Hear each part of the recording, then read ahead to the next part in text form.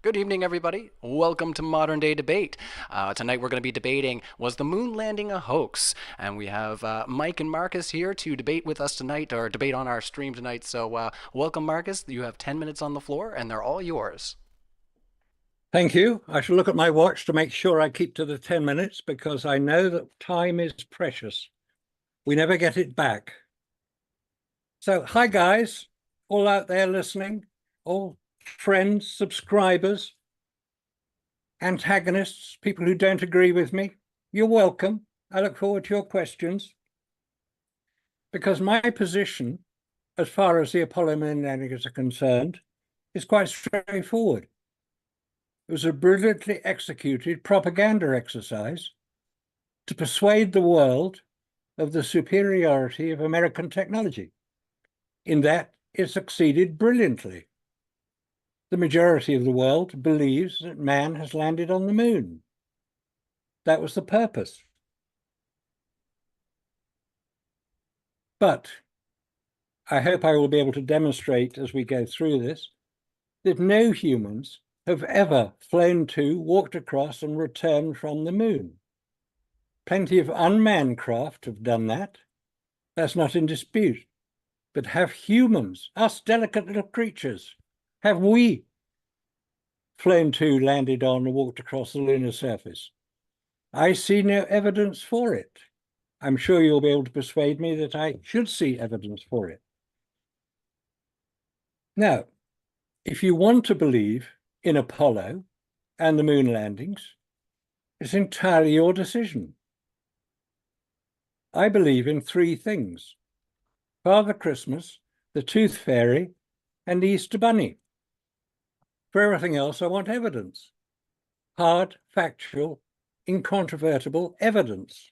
That's what I want. For 25 years. No, more than that now, 30 years. I've been looking into this subject. And I want to find out what happened because you can tell I'm old enough to have been around when it first happened.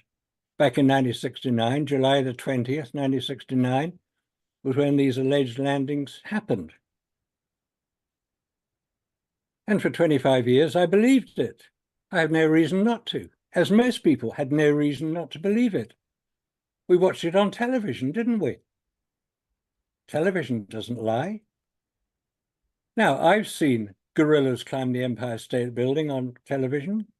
I've seen dinosaurs chase kids around Jurassic Park on television. I've seen man on the moon on television. Should I believe it?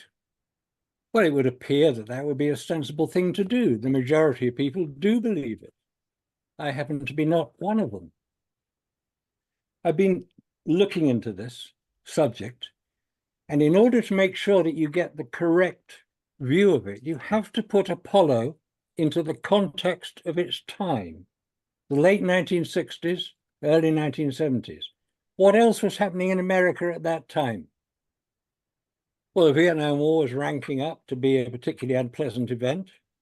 58,000 Americans died in Vietnam as 3 million Vietnamese died. America tried to bomb them back to the Stone Age, and in some cases may have succeeded. It was a very unpleasant time. Robert Kennedy was killed, Martin Luther King was killed, John Kennedy was killed. Assassinations. Troops were on the streets.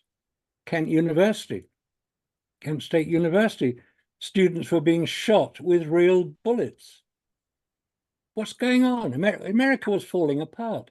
There had to be a good news story. Apollo was the good news story.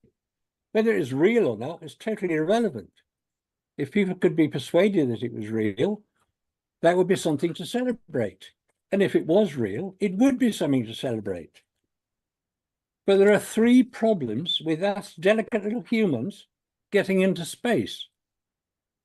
One of them is the heat generated by the sun on the spacecraft for 24 hours a day. Second problem is radiation, also from the sun and from deep space, galactic cosmic rays from deep space, solar particle events from the sun, solar flares. not conducive to human health. And the third and possibly the most important aspect of space travel for humans is the vacuum of space. The vacuum is that there's nothing there. Space has nothing in it. It's a vacuum. But a vacuum has several effects on photographic film specifically. Now, people may not be familiar with photographic film. Here it is. This is a piece of photographic film, 35mm film this is. It's a plastic backing coated with emulsion, light-sensitive emulsion. You can see the light-sensitive part. Now, if you put photographic film into a vacuum, what happens? It outgasses. It's one of the results of a vacuum.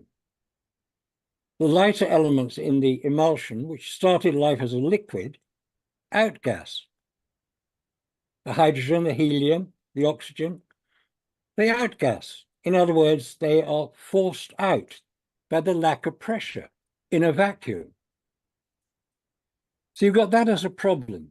So if that occurs, and we've done the tests on vacuum chambers to see if that is the case, take a photographic film similar to that used on Apollo. It's called ester based, that's polyester, that's the plastic backing. It was thin, so you could get lots into the camera, 200 exposures into the Hasselblad camera. And then you have the problem with the camera itself. The camera had no viewfinder. The camera was not a point and shoot camera. You had to operate the exposure manually, but you're wearing heavy-duty gardening gloves to operate the camera. Would you operate a camera with heavy-duty gardening gloves and get the result that we see? It's not a very sensible thing to use, heavy-duty gardening gloves. But we see the 5,771 photographs taken allegedly on the lunar surface by the 12 named astronauts. So what's going on? Those photographs were all taken here on Earth under controlled conditions by professional photographers, most likely at Cannon Air Force Base, which was where in June 1968, President Lyndon Johnson, president at the time, was the host to several senior NASA personnel who were present to watch, in June 1968 this was, to watch the Apollo 11 landing being fabricated. There was also a fabrication done at what's called Hangar 1 in Menlo Park in San Francisco.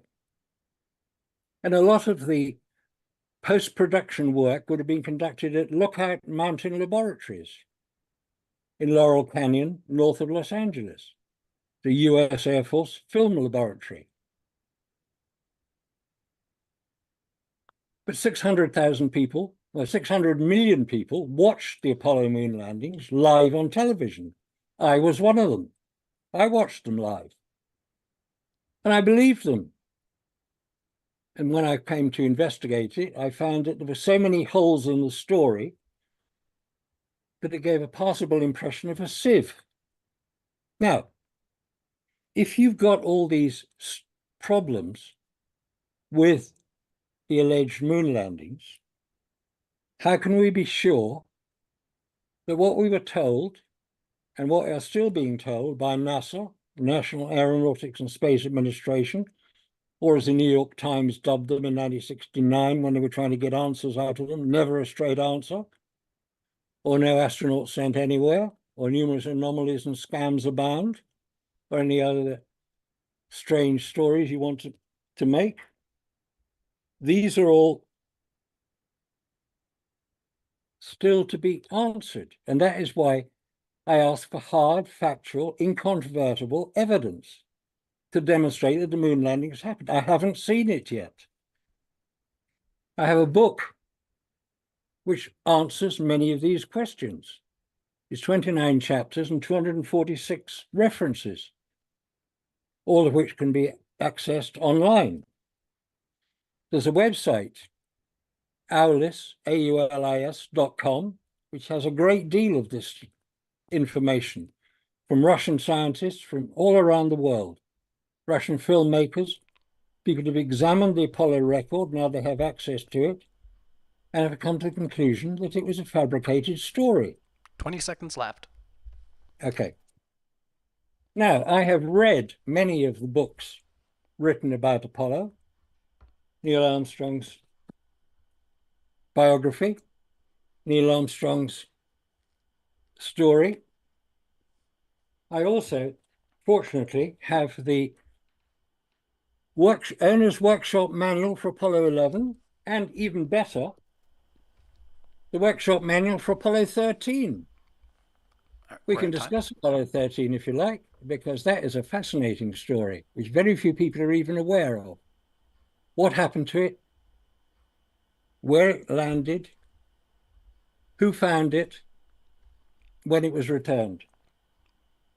All right. So we're at time there. So I will let you just put a little bow on your opening statement. But if you want to go down into some more examples after Mike's intro, that's fine. So if you want to put a little bow on what you've presented so far, I'll give you another like 10 to 15 there just to put a bow on it. Sure. Okay. That's fine. Thank you. Okay. All right. Excellent. Well, thank you so much, Marcus Allen, for coming to Modern Day Debate. And being patient to get on with the tech because we had a couple little hiccups there, but we're glad that everything worked out in the end. If you're hanging out in the live chat, hit the like button. Share this out in those spaces you like having these discussions. We are a neutral platform hosting debates on science, politics, religion. We do hope you feel welcome here at Modern Day Debate, and I will also say thank you, LJ, for already putting in a super chat. We are going to take questions from the audience at the end. So if you have a question, put it into a super chat. And with that, I'm going to hang up the old broom here. No more housekeeping for me. And you have up to 10 minutes on the floor there, Mike. All right, I'm going to share my screen. All right, when you're ready. Yeah, whenever you are. All right, there you go. And you're up and running. All right, here is a video of Marcus from 12 years ago. Right at the very beginning, you said, I do not doubt that man landed on the moon. Is that correct? So in fact, you are not advocating that man did not land on the moon, but merely saying that to try to make this a more aesthetically delightful visual epic, some of the photography was hammed up in a studio somewhere. The Apollo record was enhanced. The Apollo record was enhanced, but you're not actually saying that they didn't land on the moon. There is more than enough evidence that I'm persuaded by, specifically, as I say, the photographs of the lunar reconnaissance orbiter, which show the landers where they're supposed to be. I've checked the Apollo photographs overhead and compared them to the lunar reconnaissance orbiter photographs of the same mission. The pattern of craters matches, the position matches. All right, so Marcus agrees that we landed on the moon. Here is specifically what he's talking about. This is the lunar reconnaissance orbiter right here. Series of photos of Apollo 11 right here. You can see there the different shadow angles. So this is they're not sequential, they're done by the sun angle. It's pretty cool there. This is let's see, is this Apollo 15? I just chose a couple of these real quick. So these are what he's talking about. This is the evidence that Marcus 12 years ago said was sufficient evidence to convince him that we landed on the moon, that humans landed on the moon. You can see the human footprints there going all over the place. Pretty cool that you can see them. So thank you for that, Marcus. Now I'm going to go right here to the Apollo 15 feather drop. Feather and hammer, and I'll play this little bit here. Jim, we copied both solar wind and penetrometer drum in the ETP. If you can blow it up a little bit, that might be better for the live chat. I haven't put the solar wind in yet, but I will shortly. Thanks, I Mike. want to watch this. Okay. I have a good picture there. I've got Beautiful picture, Dave. well, in my left hand I have a feather. In my right hand, a hammer. And I guess one of the reasons we got here today was because of a gentleman named Galileo a long time ago who made a rather significant discovery about falling objects in gravity fields. And we thought that where would be a better place to confirm his findings than on the moon. And so we thought we'd try it here for you. The feather happens to be appropriately a falcon feather for our falcon. And I'll drop the two of them here, and hopefully they'll hit the ground at the same time. How about that? Mr. Galileo was correct in his findings. All right. So that's pretty cool. We can see that the hammer and feather fell at the same rate. That confirms they did this in. So in the vicinity of the moon is a very low pressure area. So very nice for there. Now the question you may have is, how fast did it fall? Did it fall matching moon gravity or Earth gravity? Well, I have counted the frames. This particular video we're looking at is at 29.97 frames per second. It took 36 frames to fall. But I'll first go over the specific amount of time predicted for the globe. If you want, we can go over the kinematic equations. I'm ready to go over every step of that live if you want.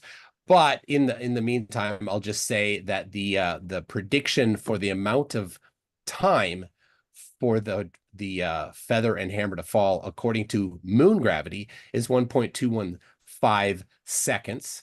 And the amount of time for Earth gravity is 0.495 seconds.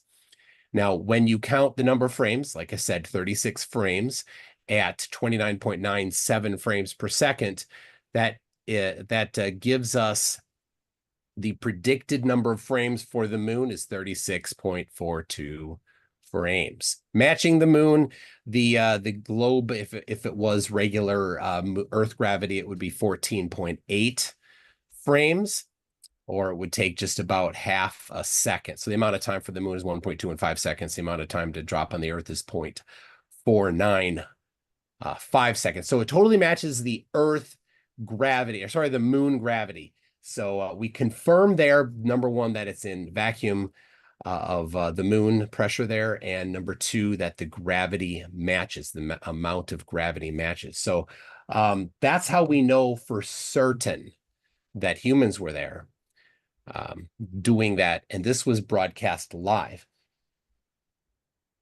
Further, here is Apollo 16. Apollo 16, they had the what they call the Grand Prix. Here, this was filmed starting here with a handheld recorder. This was not live broadcast, but you can see here, this is the cool thing about this is how far they're going. Now, whether this, I know Marcus might attempt to claim that this was a scale model of, and then it was then radio controlled. Of course, he will provide evidence for that, or I will dismiss it. This was filmed by Charlie Duke, and I think it was Young that was driving it, if I'm right. The cool thing about this again is that the dust pattern shows that there's no air, and the amount of time that it takes confirms that there is moon gravity. So this is a rather large area I'll pause it there because this isn't the important part. That's a rather large area to go over in some sort of a set, and how on this set in a vacuum, the entire set, because it's a larger area than any known vacuum chamber on Earth. So Marcus would need to provide the documentation for the building of this gigantic, the biggest vacuum chamber ever built. And further, he would have to somehow show how the gravity was made to be significantly lower than on Earth. So that'll be fun to go over that. So that's my presentation of evidence that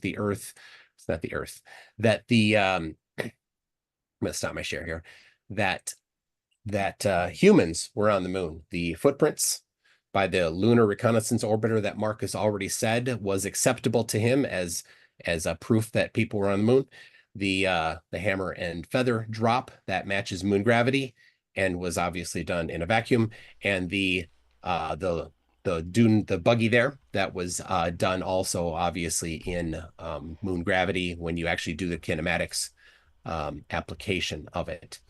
So thank you for that. That's all I've got. All right. Well, thank you so much, Mike and Marcus, for your introductory statements.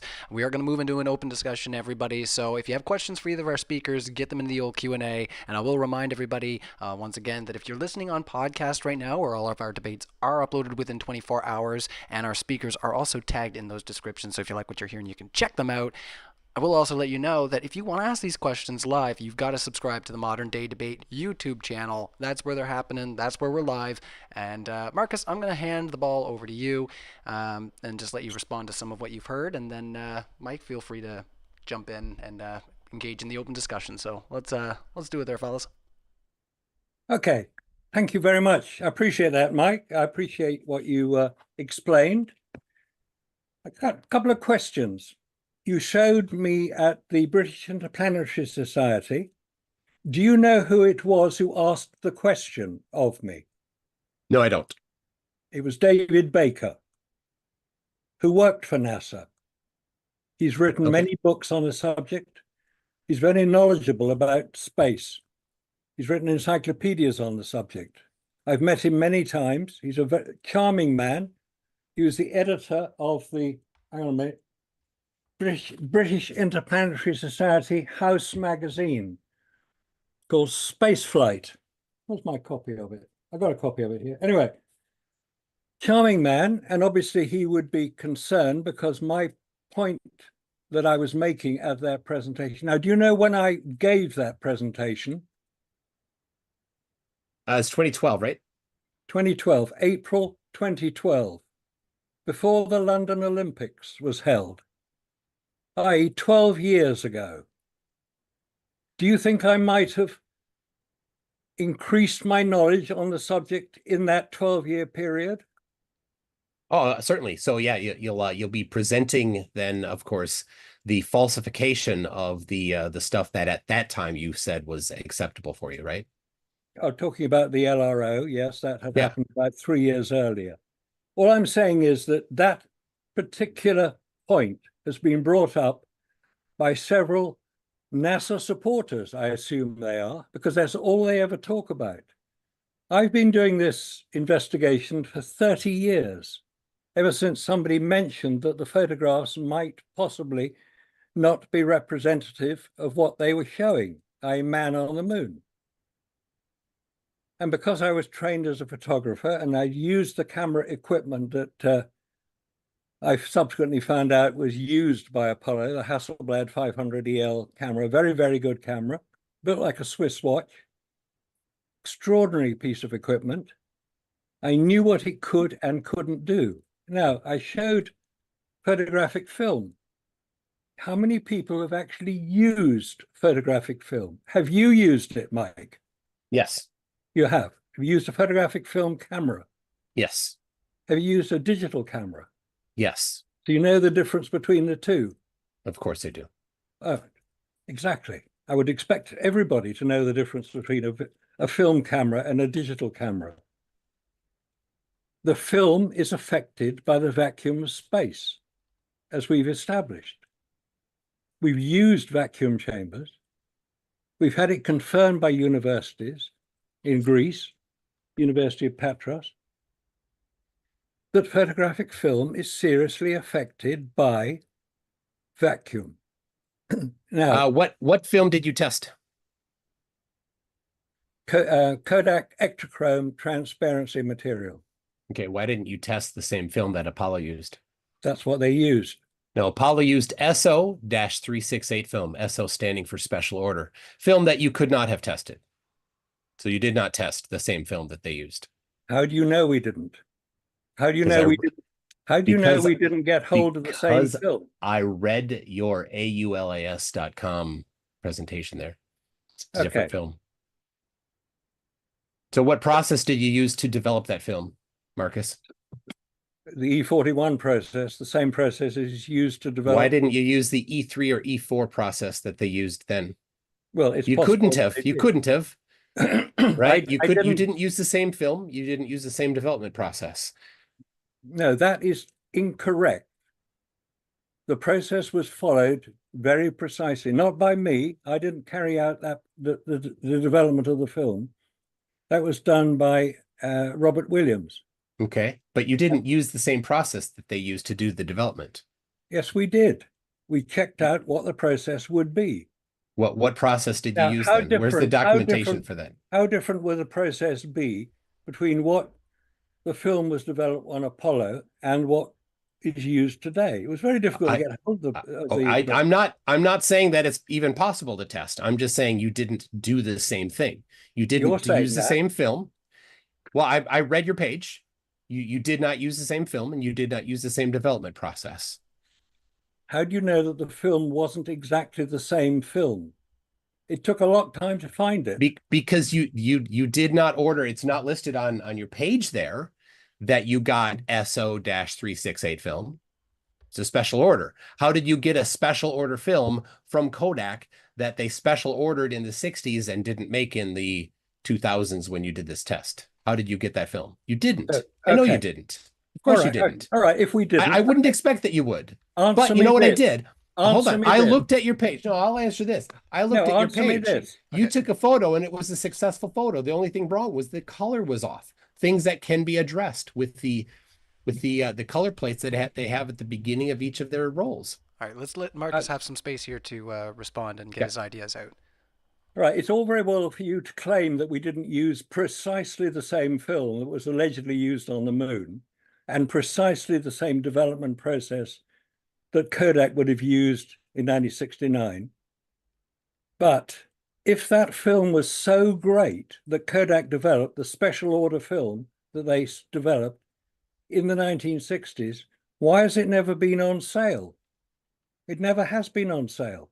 Why would they have to make a special order film on sale? It's would there be any market for it? Not a whole lot of places are going to be taking photos in vacuums. Yeah, of course there would be a market for it if it could do it in a vacuum. Who is going to buy a film that you can take in a vacuum other than NASA? A lot of people will. Name one. Who? Okay. You're not going to be taking photos in a vacuum. Normal people don't get opportunities to take photos in vacuums, so there's no market opportunity for it. You're not a very good marketer, Marcus. Who has used film in a vacuum? NASA has. What? NASA has, of course.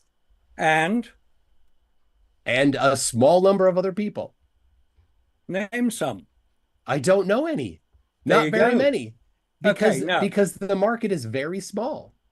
Tell me the two spacecraft that used photographic film in space, in orbit around the moon and orbit around the Earth. It's irrelevant, Marcus. It is not irrelevant. Here's the point. The point is you claimed to have tested the film, but you don't have the film. You didn't test the same film. So you're deflecting. You're trying to get off the topic where I completely exposed that you didn't do an appropriate test. You didn't have a good control because it's not the same film. If you want to believe that, go ahead and believe it. That's not what happened. Now, it's not a belief, Marcus. You documented it on that website that you did not use the same film. Michael, listen. I'm asking a question. Name me the two spacecraft that used photographic... It's completely irrelevant, Marcus. It's irrelevant to whether or not your test that you just said that you did was an appropriate test. That's the topic, and you're avoiding the topic. No, I'm asking a deliberate question about photographic film in a vacuum. I know you are, but it is irrelevant. Your claim is that photographic film doesn't work in a vacuum, but your website shows that it does, in fact. Okay. I'm looking right now at the photographs. Can I share the screen here? Sure. I was going to say it might be a good idea to move into some other territory as well, because I know there's other ideas. But let's focus. I'm happy to move along, but I think this is fine to show here. So here's your page, right? And on your page here, you don't say that you got the same film. You said that you got different film. That's fine. So it's a similar process that you used. You put it in a vacuum chamber for how long? Longer than they did in the missions, which is fine. Then you heated it up hotter than they got during the missions, which is fine. And then you took pictures with it successfully. Awesome. You proved that the photographs work when you put a different film in a vacuum. Awesome. Thanks, Marcus. You proved that it works. Right here. We're all looking at the evidence. The color balance is shot to pieces. Of course it is. And you know what you can do? You could have not heated it up as much and got it to a more appropriate temperature. And you could have also chosen to have it in a different amount of vacuum time, but you didn't do that. That's fine. You did it in more extreme circumstances, so you proved that it's possible for it to work. But I want to show the incredible dishonesty here. This one here, right on the left side there, is the film that was in the vacuum, right? And on the right is the film that was not in the vacuum, your control film. And you're like, oh, look, the one on the left, you say here, quote, changes to the film strips are visually apparent here in the vacuum exposed film on the left. The film has lost its sheen and has shifted to a brownish hue. The control film strip is on the right. But the problem is, Marcus, that the on the left, that's the emulsion side. And on the right is the non-emulsion side. You flip the film and you can see by the reflection the way that the film is bending. So you show the backside of the one film claimed that it was the dullness was caused by the vacuum, but you didn't show the correct side. This is a lie. All right, we're gonna have to give Marcus a chance here to respond, and at least up to a minute, maybe even two, just to get some of this aired out here, because you have brought up, like you said, this is something. I'm fully aware that Mike is very persuasive to himself that he's right. Now, I asked you a question which you haven't yet answered. Which are the two spacecraft which flew in Earth orbit and in lunar orbit carrying photographic film? No, irrelevant. You got caught lying. It's not. You're running away from that now. It is not irrelevant. This is photographic film, if anybody wants to see it. The two spacecraft are the Hexagon spy satellite. That's the KH-9. Was flown in, I think it was 18 missions from 1969 through to 1985. It was a very successful spy satellite. It was to replace the U-2 spy plane, which had been shot down over Russia, and Gary Powers was put on trial and all the rest of it. So President Eisenhower at the time said, no, we're not going to overfly Russia. But they could do it with spacecraft. And one of the spacecraft, the most successful one initially, was the Hexagon satellite. It's the size of a school bus, and it used photographic film. Now, I attended in 2018 a presentation given by the designer of the camera system on the Hexagon spy satellite. And he said, he was very proud of the work he'd done, and quite rightly too. And he said that the film from the spools through to the camera into the buckets from which they were dropped to be caught by planes, believe it or not, it's for real, had to be kept under pressure. 1 pound per square inch to 1.5 pound per square inch of pressure. Now, that's the first time I'd ever heard that photographic film needed to be pressurized in a vacuum, because Earth orbit is a vacuum. That's about 200 miles up. The vacuum level there is about 2 or 10 to the minus 5. I'll explain what the measurement of vacuum is in a minute if I got the time.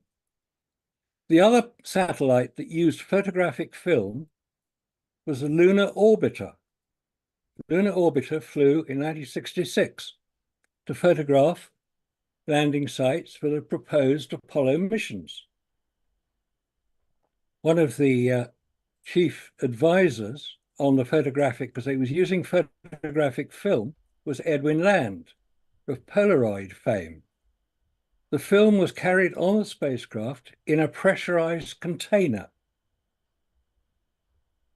The film was exposed using very sophisticated cameras. It was then passed through a Polaroid type process to develop them. The resulting negatives were then scanned and transmitted back to Earth when they were reassembled. The point is that it was kept in a pressurized container. As NASA, it was researched by Massachusetts Institute of Technology, and they said that it had to be pressurized because otherwise the moisture within the film would be removed and the film would become useless. All right. We'll have to, bounce the ball a little bit here if you have any thoughts there, Mike. All right. Yeah. Thank you. Marcus, you already proved that film works in a vacuum. Thank you for that. No, So, I've proved right. that it works in no, hang on a minute. Let's get this right. Film works in a vacuum if it's kept under pressure. It doesn't work in a vacuum. No, you put it under vacuum. You tested it yourself, or had your friend do it, and then took pictures with it and it worked. Now, Yes. Apollo. What was the vacuum level at which it was tested? What was your vacuum level? Yeah, yeah. I don't know offhand. It was close to zero. It's important to know what the vacuum level was. Cool. What was it? 10 to the minus 10 to the minus 3. Okay. Now, let's explain what I mean when I'm referring to torr as a measurement of vacuum. Torr is it's named after Evangelista Torricelli, who was an Italian scientist in the 17th century who developed some of the early barometers, which measures pressure. Hence, the measurement of pressure in a vacuum, or measurement of pressure, is named after him, hence torr. At sea level here on Earth, the level is torr 760. At the top of Mount Everest, it's about torr 180, i.e. it's much less. And Mount Everest is only about 5 or 6 miles up, and the pressure is decreasing significantly. When you get to the Kármán line, do you know what the Kármán line is? Yeah, 100 kilometers. Say again? 100 kilometers. Yeah, it's named after Theodor von Kármán, who was a Hungarian scientist who worked for NASA in the 1950s. And he decided that it was necessary to identify where space began. And as you say, 100 kilometers, 62 miles. In fact, space begins a little earlier than that. And that was when the X-15 planes, rocket planes, were flying. Yeah, jump ahead to the important stuff. Okay, the point I'm making is that vacuum gets severe when you get much outside Earth's atmosphere, because there's no atmosphere, there's nothing there. It's a vacuum, there's nothing there. When you get to the moon, it's torr 10 to the minus 12 on the sunlit side. On the far side, where it's dark, occasionally, torr 10 to the minus 11, i.e. it's harder vacuum than we can produce here on Earth. And just for reference, could you explain to the audience what percentage difference is it between the moon and in orbit? All right. Let's say orbit, the Kármán line, 10 to the minus 3. That's all right. And what's the percentage difference? Thousands of percent different. No, it's not. If you've got 3 noughts, oh dear, that's 1,000. But you do math like a flat earther. Say again? You do math like a flat earther does. They don't understand pressure either. Be good. We don't want the tag. We've done so well so far. Don't get our. You're gonna get the moon landing tag anyway, dude. Oh, you're darn. All right. Okay. All right. So pressure. What percentage difference is it? Thousands of percent. It's it's not. It's the difference between 1,000th, which is torr 10 to the minus 3. Yep. Got it. And about 1 trillion, torr 10 to the minus 12. No, that's not. That's the percentage is less than 1%. In fact. Oh, come on. What do you mean 1%? Get a life. It's significantly less than 1% difference. You don't get that. Wow. In 30 years, you never figured out the difference in that, Marcus? The percentage difference. from 0.0001 to 0.000000000000001 is less than 1%, less than 10%. It's a less than 1/1000th of a percent difference. That's the thing. You might say that. I don't happen to go along with what you. I don't care one bit if you deny how pressure works. It just makes you look a bit silly.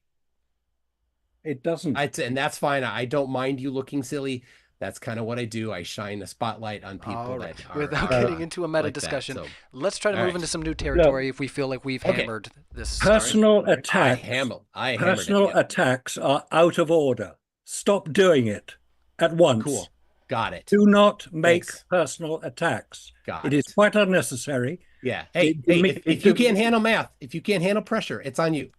It totally demeans your position. Stop it at once. Behave yourself.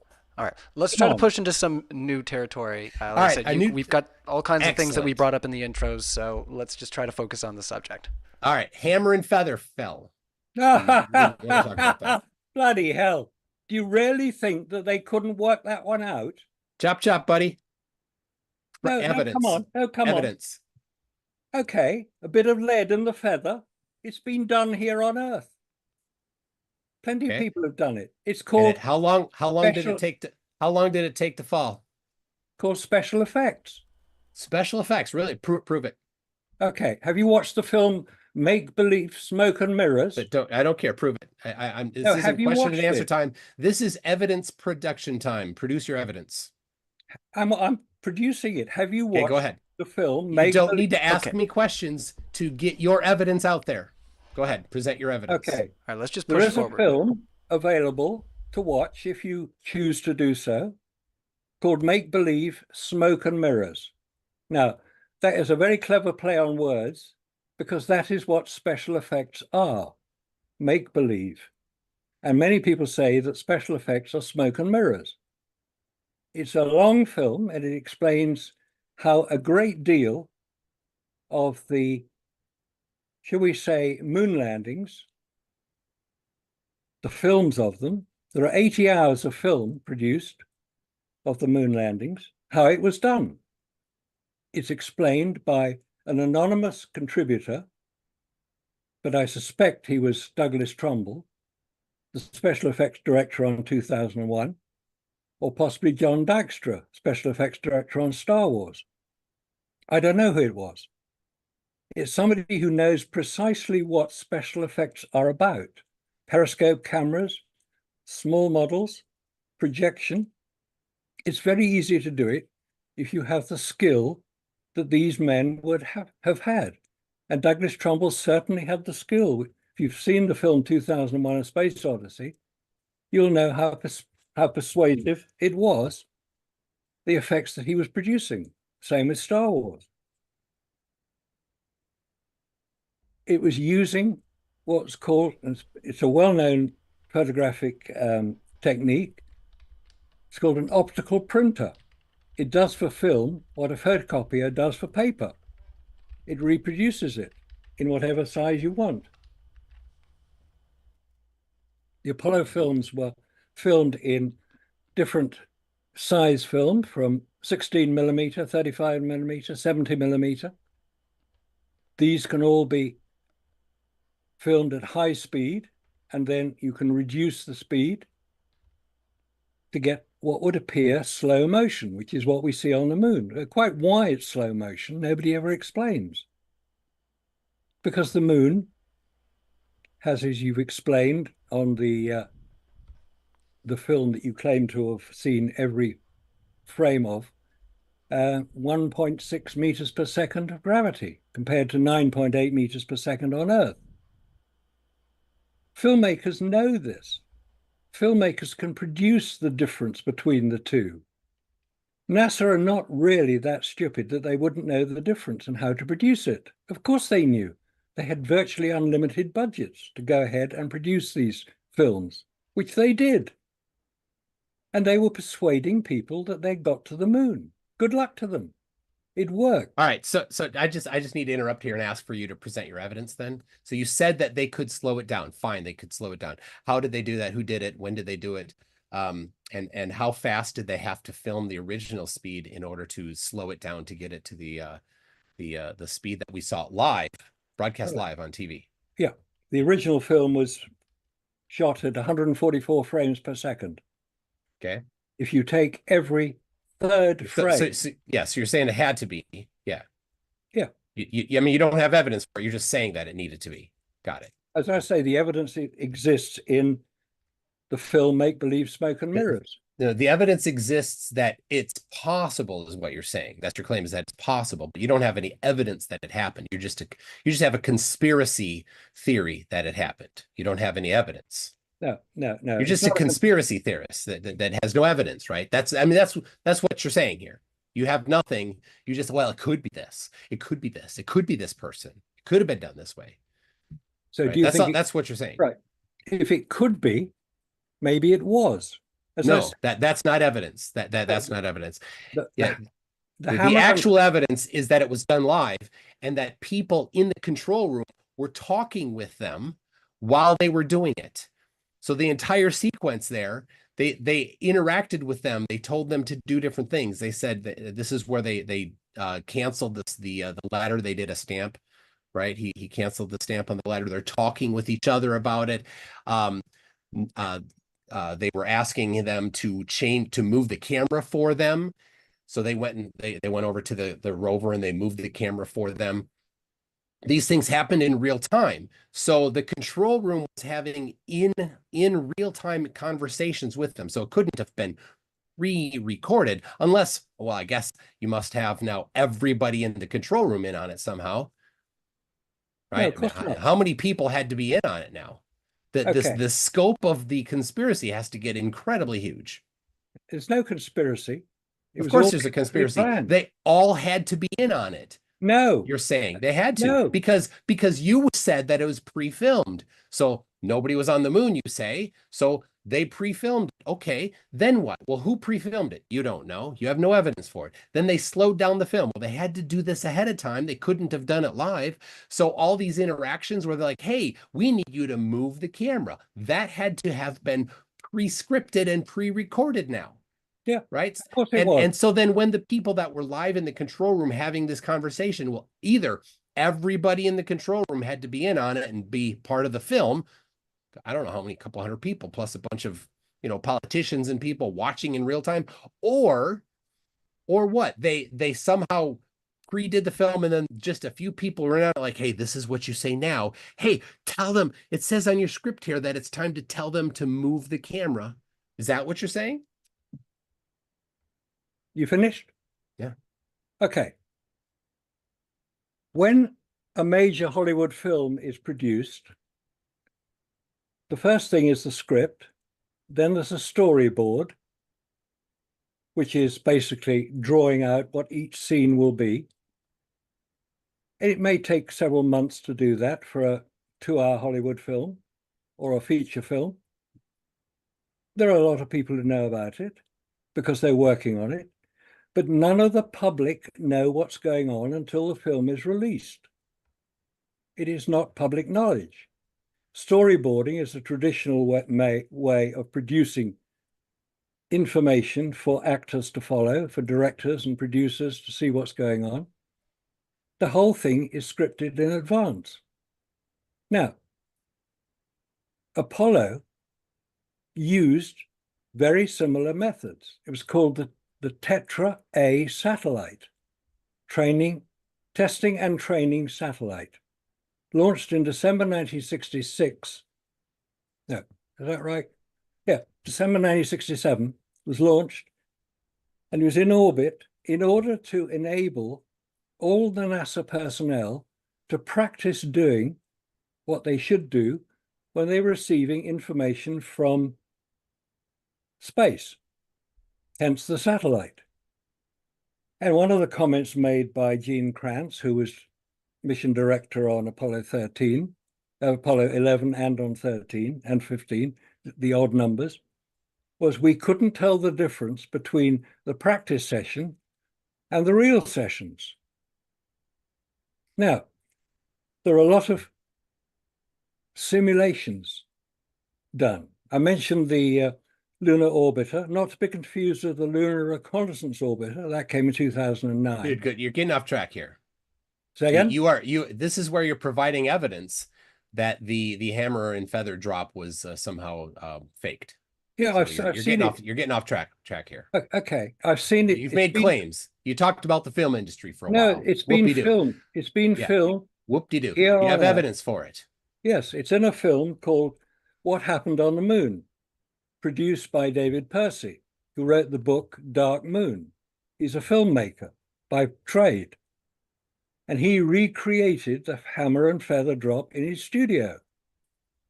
Hammer, feather, both landed at the same time. He said it's simple. You just put a bit of lead in the feather. And how long did it take to fall from 1.2 meters? Same time it would take if you hold it up here on Earth. I don't know what. Okay, so it didn't match moon gravity. Super. Thank you for that. Well, so no, of course now, it wouldn't match. how did it fall? How did it fall at moon gravity speed? You slow the film down a little bit, don't you? Oh, by how much? There's one problem with moon gravity. And the problem is sand or regolith or lunar surface material. In the jump salute. You're off topic again here, dude. You're Okay, rambling all over the place. I'm explaining about gravity. You're kind of, I mean, let's let him. Like I is said, a real thing here, huh? Sorry, no. I mean, like I say, if sometimes it takes a little while to get everything put out there. So let's just let's, like I said, let's give Marcus some space here to answer your question. So go ahead there, Marcus. Okay, you claim that the hammer and feather drop is definitive proof of man on the moon. Is that correct? I say it's evidence, yeah. It's evidence, not definitive evidence, just evidence. I've debated enough flatties to know the difference between proof and evidence in science. I've read the book you recommended. Thank you for that, by the way. It was very helpful. Whether I follow it to the letter, that's the one. I got my own copy here somewhere. Awesome. Oh, yeah. I bought it. Page 22. I've read it. I've studied it. I thought, this man knows what he's doing. I must be able to match it. Whether I can or not, of course, it's completely up to you to decide. But I don't claim to know everything.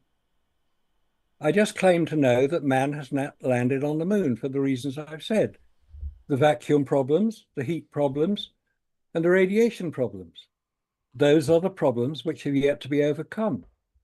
We keep hearing about the new program, the Artemis program, which has taken 20 years from when President Bush announced it in 2000. Oh my gosh, you stay on topic, dude. Okay. Yeah, it may be off topic, but it provides the audience who are not as, shall we say, consumed with this subject as maybe I am, maybe you are, maybe Ryan is fully aware of many of them. Well, before we get into like a meta discussion, I do want to just try to launch you right back into what you were explaining. Okay. Good for you, Ryan. Thank you. Go ahead there, Marcus. Oh, I did give you the floor there, Marcus, if you wanted to continue before... Yeah, well, just to go back to the points that Michael was making originally, he introduced my presentation of the British Interplanetary Society as being definitive evidence, apparently, that I didn't know what I was talking about, or that I was lying. I presented that as evidence that you, at one time, agreed that humans had walked on the moon, and you had referenced evidence, which is really good evidence. Photographic evidence of human activity on the surface of the moon. Yeah. Okay. Now, I did ask you the question, who was the person who asked me the original question at that Irrelevant. meeting? Yeah, it's irrelevant. Well, you can decide it is irrelevant. I claim that it's necessary to know the answer. You may say it's irrelevant because I happen to have answered your question fairly. Okay, well then jump ahead to the answer part of it instead of rambling around. Please don't interrupt me when I'm speaking. Let's just, we'll let you explain it is rather rude to do so. And given that we're on Zoom here, it is confusing for our audience when you interrupt. When I stop speaking, then you speak. When you stop speaking, I speak. And Ryan makes sure that we obey the rules. I'm doing my best. And I will say, for context, I don't mean to cut you off myself as well, Marcus. I did put a poll in the live chat, so just to give you guys context of our audience this evening, was the moon landing a hoax? So far, 40% have voted yes, 53% have voted no, and 7% have voted for the troll part of the poll, which is, you believe in the moon? Question mark. All right. So without getting us too off topic and just trying to reset the tone a little bit, let's carry on. It's just to go up on that. It's interesting you say that 40% that people are interested in the subject. 40%, was it 40% or slightly higher? 40%. It's 40. Yep. 41 now. Think that there are questions to be answered. Let's put it that way. And that maybe a majority think the reverse. But that is considerably higher than some of the polls conducted about 20 years ago, when it was about 6%. So maybe we're getting a little advanced. We're producing the evidence, we're producing some questions. And that famous quote from the splendid scientist Richard Feynman, he said, "I prefer questions that cannot be answered to answers that cannot be questioned." Now, he was the man who identified and reported on the problem on a Challenger shuttle accident, where the O-rings between the solid fuel booster was frozen and they didn't work. And his comment on that, and I can find it, is quite revealing, I thought. Okay. So let's, if you want to put a bow on it, and then we'll hand it back to Mike. Here we go. For a successful technology, reality must take precedence over public relations, for nature cannot be fooled. I don't think anybody would disagree with that. All right. Nature has its own way of dealing with us. All right, let's hand the ball back to Mike for a bit here, and let Mike respond to some of what you're hearing there. All right, that was just kind of a rambling walkabout instead of actually addressing the evidence of how it was done in real time. You talked about movie production. These were not actors. These are scientists and astronauts, not actors. But it's still unclear. And all you did is make some conjecture about how maybe it could have been this, maybe it could have been this. And then you said it could have been done in slow motion. So let me show you. I have a presentation here to share if I can, Yep. Ryan. Just let me know when you're ready, and I'll. So yeah, give me a second here. So some people just love throwing up screen shares, and they don't tell me anything, and then all the audience gives is a bunch of blocks. I try to be nice. All right, here you go. Here is it was somewhere around an uncut sequence of if this interaction, just this section, there's more of it to this, but it's somewhere around 12 minutes. So this is the part. Turn the volume down here. So this is sped up to the speed that you claimed, Marcus. You claimed that this is how much they had to speed it up. So this would be the speed that it was recorded, according to you, Marcus. This is, I did the math on this. It would have had to be 2.5 times faster. So you said it was somehow some special effect to do it. That's fine. But this is how fast it would have had to been done. You see how fast he's moving there? You see how fast this camera is moving? Camera moving isn't a big deal, but it's how fast these people are, right? And to then somehow, while moving this quickly, look how fast they're moving. Now, when I time this takes half a second to fall, which is how long it has to take on the Earth in a vacuum chamber. So, or a not vacuum chamber, as you have kind of think. So here you go. There you go. Now watch him move around here. This is you claiming this is how fast they recorded it. Now I'm going to turn up the microphone here. So this is what you're hearing is how fast it would have had to happen if they recorded in real time the audio, but of course they couldn't have. They couldn't have recorded the audio in real time. That would have had to been done separately. And of course, as I mentioned earlier, they interacted with the control room. So here in a second, he's going to move the camera. I might have already gone past that part. So look how quick this is your claim. This is how fast they moved in reality in order for this to happen. There you go. He's moving the camera here. Look how he's up there, feet up. Amazing. Amazing you can do that in regular Earth gravity that quickly. I don't know how that could happen, but I don't have the faith for that, Marcus. Okay. All right. If you're filming it originally Thanks for the at, heads let's up. say, 144 frames per second, which is perfectly possible, Oh, yeah. and you then remove 2 out of 3 of those frames, so it becomes much slower, and you have now sped up the slowed down version, of course it'll look stupid. Of course it will. You're not comparing like to like. You're comparing apples to footballs. It doesn't work. And of course, if you then add on the voice, which was recorded quite separately, it'll sound very, very stupid. It'll sound like sort of Kermit the Frog almost. So these things don't work the way you've shown them. Yeah, I didn't claim the audio. I said the audio had to be done separate. Yeah. Yeah, it was. But the point is that they needed to move that fast. It's not the interpolation of the frames that's missing. Of course, that's missing. And there's ways to do more interpolation these days. It doesn't matter though, because that's how fast they had to move. That's what you're claiming. This was normal recording speed. I'm not claiming that. Yeah, it has to be. You said that they did it by removing 1 of every 3 frames or 2 of every 3 frames. Well, that's what I did. I showed the opposite of that and moving it the other direction. So that's how fast they would have had to move. I think we'd need to consult with a filmmaker who understands the actual procedure involved with using what? films that are produced on an optical printer. It has nothing to do. It's not that big of a deal. You just remove, like you said, you remove 2 of every 3 frames. No big deal. You can claim that. You can claim that. It's not hard to do. I did this and in you video can make editing yourself software. perfectly correct by saying it. And I'm saying Thank you. that's not Thank you what for that. happened. It's not what happened. It's not the way Oh, it's not. It's not No. what happened. Well, what happened then? Do you change your story now? How did it happen then? No, of You course take I'm out not. 1 of every 3 frames? I'm not Take out changing 1 of the every story. 4 frames? right. How did it happen? Let's let would- Marcus answer there. All I would Okay. suggest, thank you, Ryan. All I would suggest is that you watch the original film of how they did it.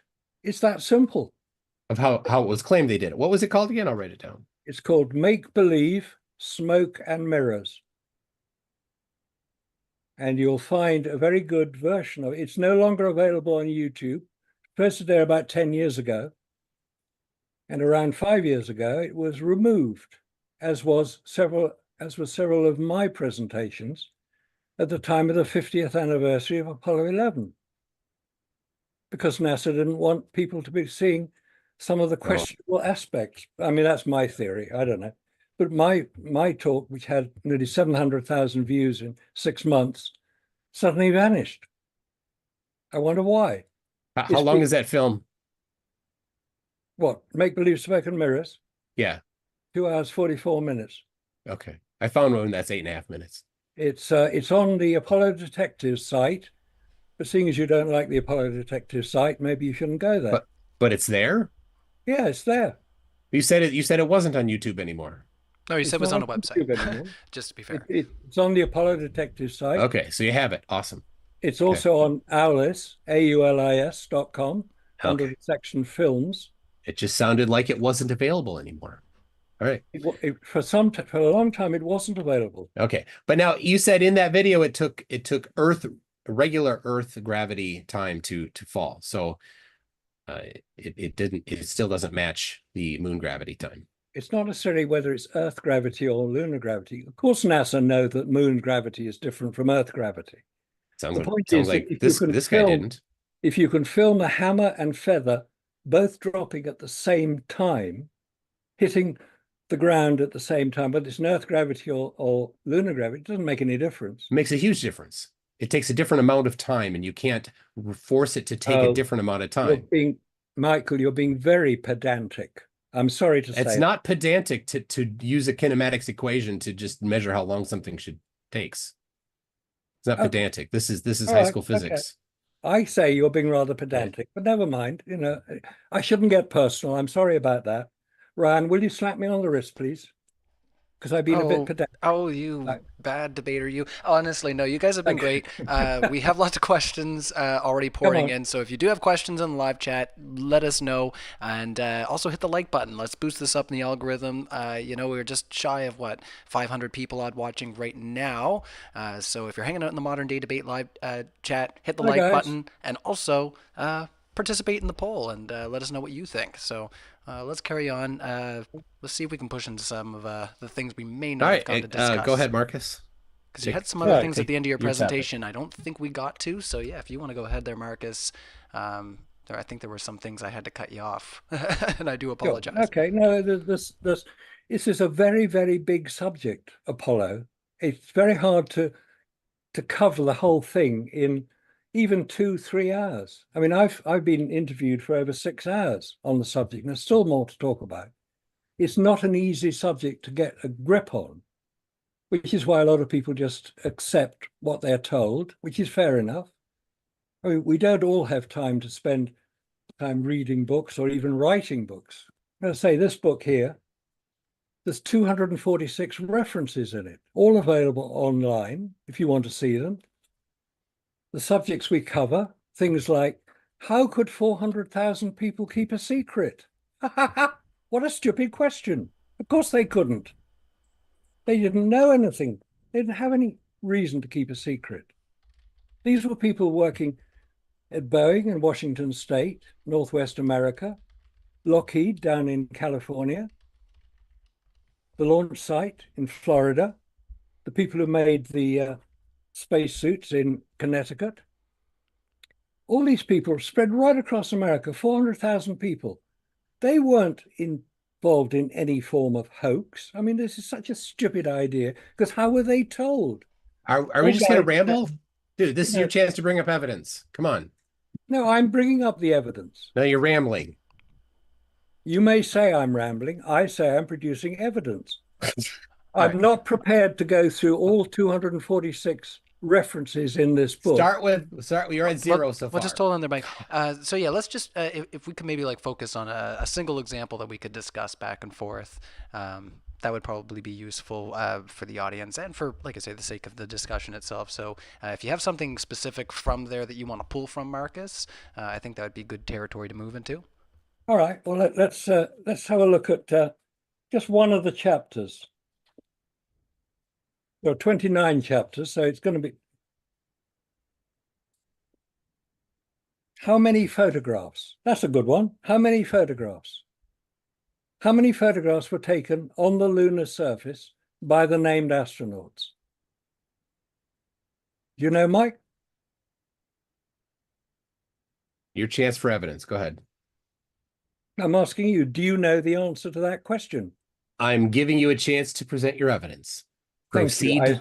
Bring forth the evidence. Thank you, Mike. I assume from that you don't actually know the answer to how many photographs were taken by the named astronauts on the lunar surface. The answer is 5,771. It's very easy to calculate. Bring forth the evidence. I have. I just produced the evidence of the number of photographs taken on the lunar surface. Oh my gosh. It's on the NASA website. Go and look at it. There are 5, to my knowledge, there are 4 websites which carry every single photograph taken on the lunar surface. You're being stupid now, Mike. Stop it. I'm waiting for you to stop rambling and get to a point. Come on, chop chop. Those are very silly glasses.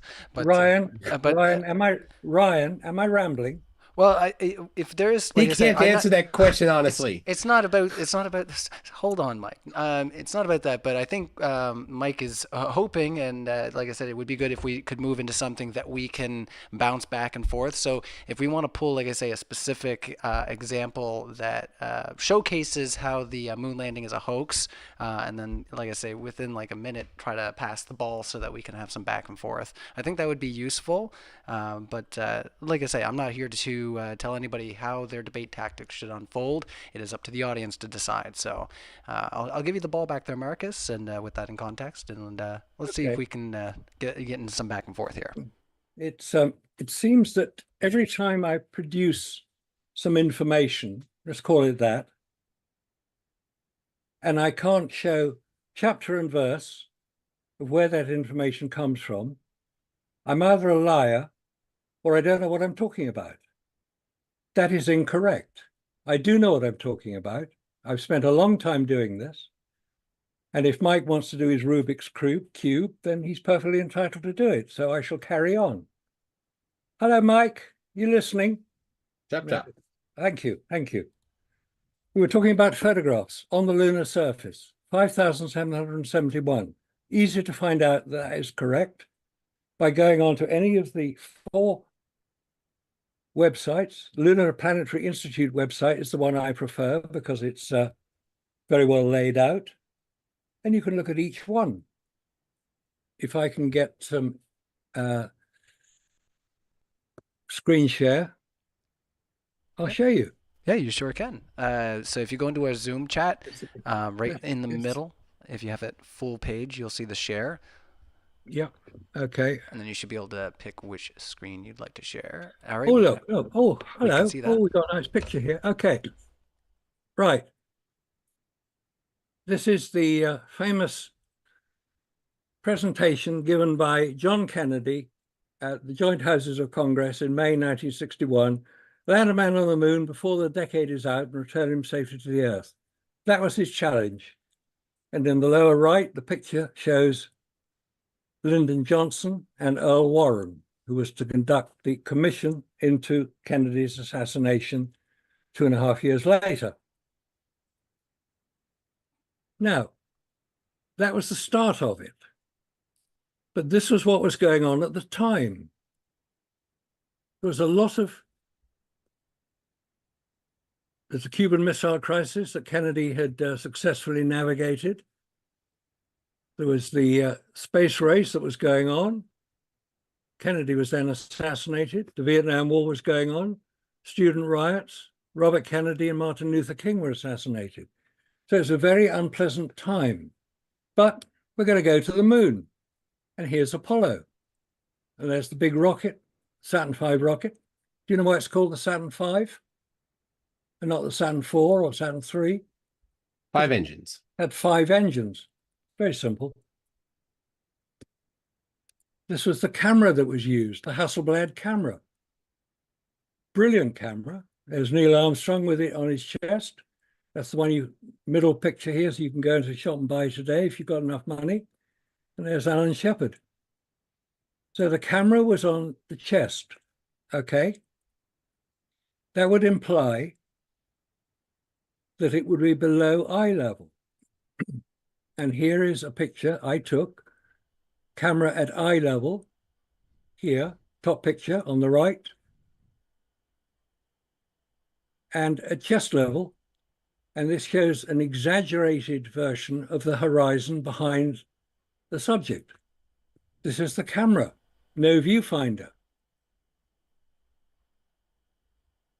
These are the artificial structures that were made following some of the photography on the moon so that sets could be built. This is the tracking for a camera to approach what is the lunar surface here, which was then projected outside the simulators to show an astronaut what it would be like as he approached the lunar surface.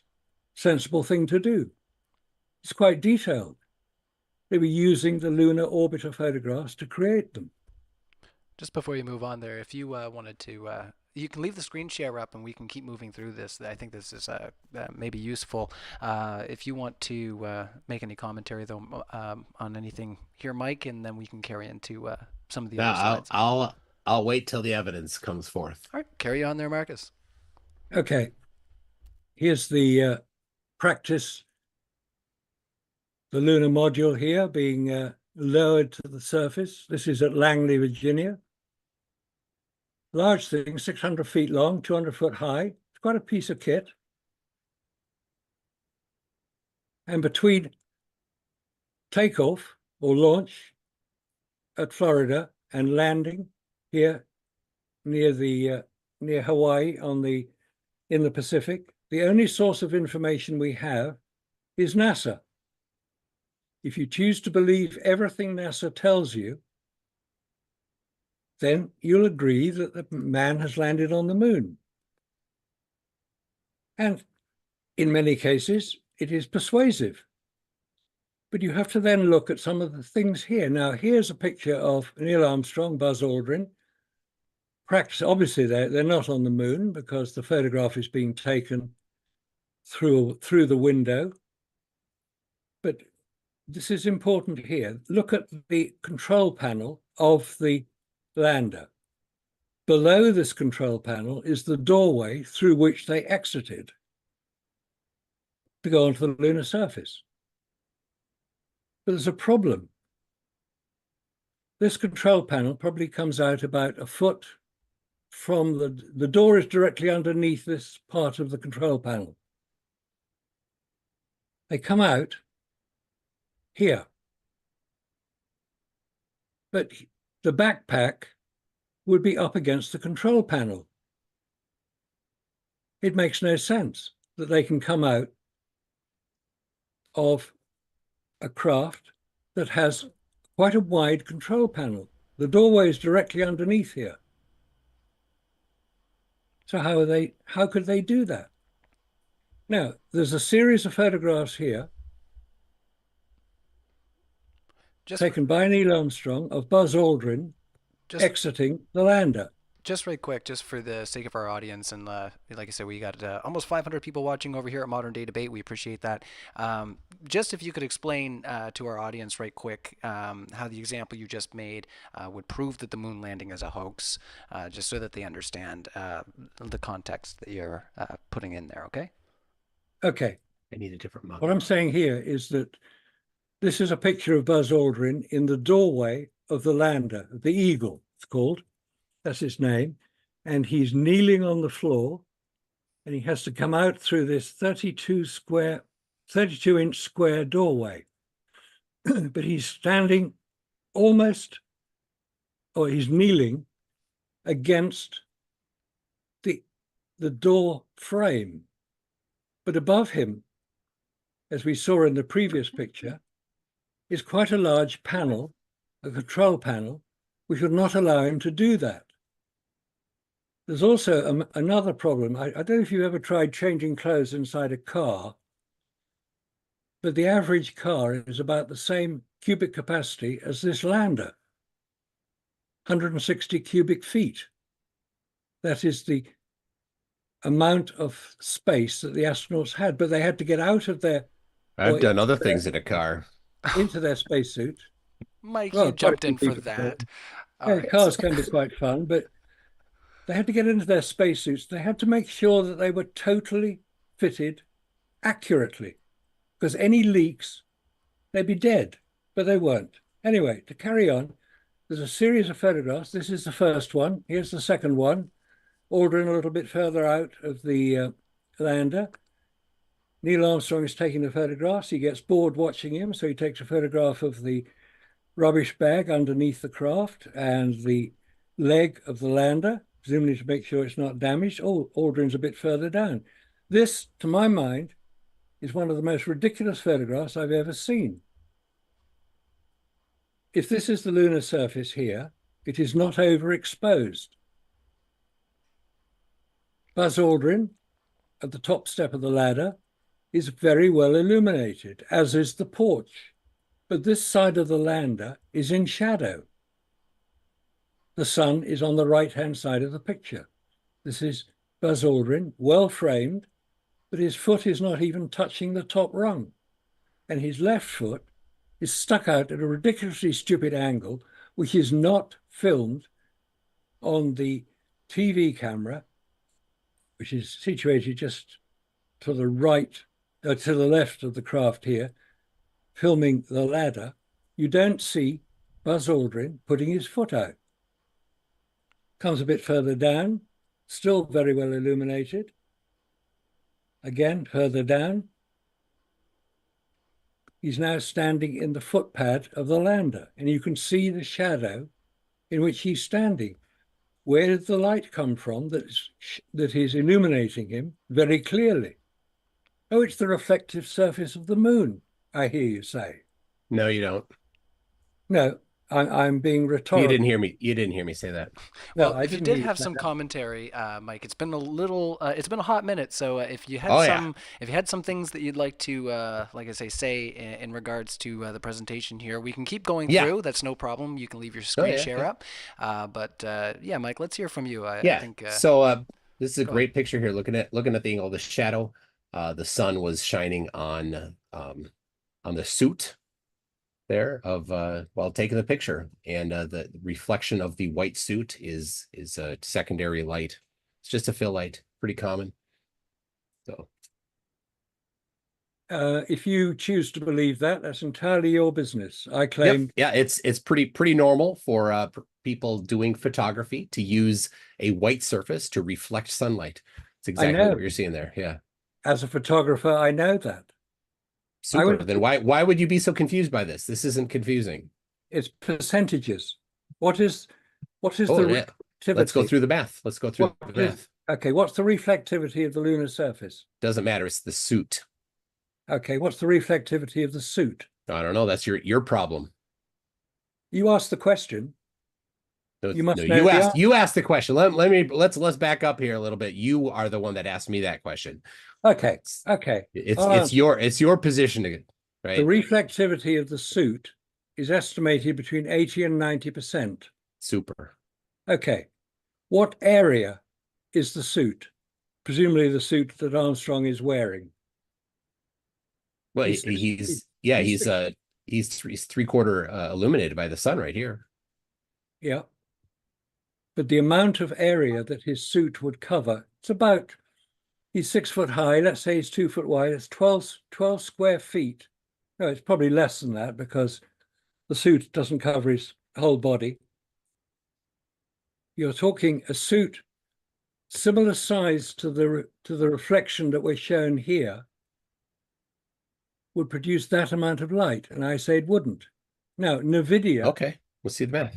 NVIDIA, the computer graphics card company, recently the most valuable company in America or the world, I believe, as a result of their recent developments, invited. Do you know that, just for reference, do you know the ID of this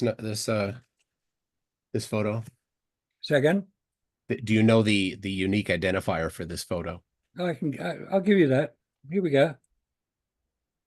Unique identifier is AS11 405869. Okay. All right. Sorry to interrupt. Just keep going. Got it.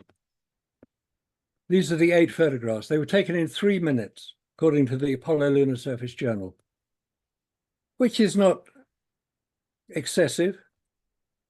It's quite easy to take 8 photographs in 3 minutes. But it does require a change of aperture for this photograph and for this one, change of focus to come back here, using a camera which has no viewfinder, and you're wearing heavy. Why did they have to change focus? There's only 3 focus settings.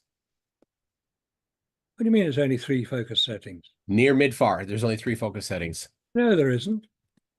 Yeah. There's it focuses between infinity and I think the closest focus on the 60 millimeter. Yeah, there are 3 presets, dude. Marcus, you don't know there are 3 presets? Say again? Near, mid, far. Near, mid, far. There are 3 presets on this. So all three of these look to be about the same distance. So it's probably all the same focus. Where's the evidence for that? And my guess, I think, is right on the top of the camera, actually. And I think that there's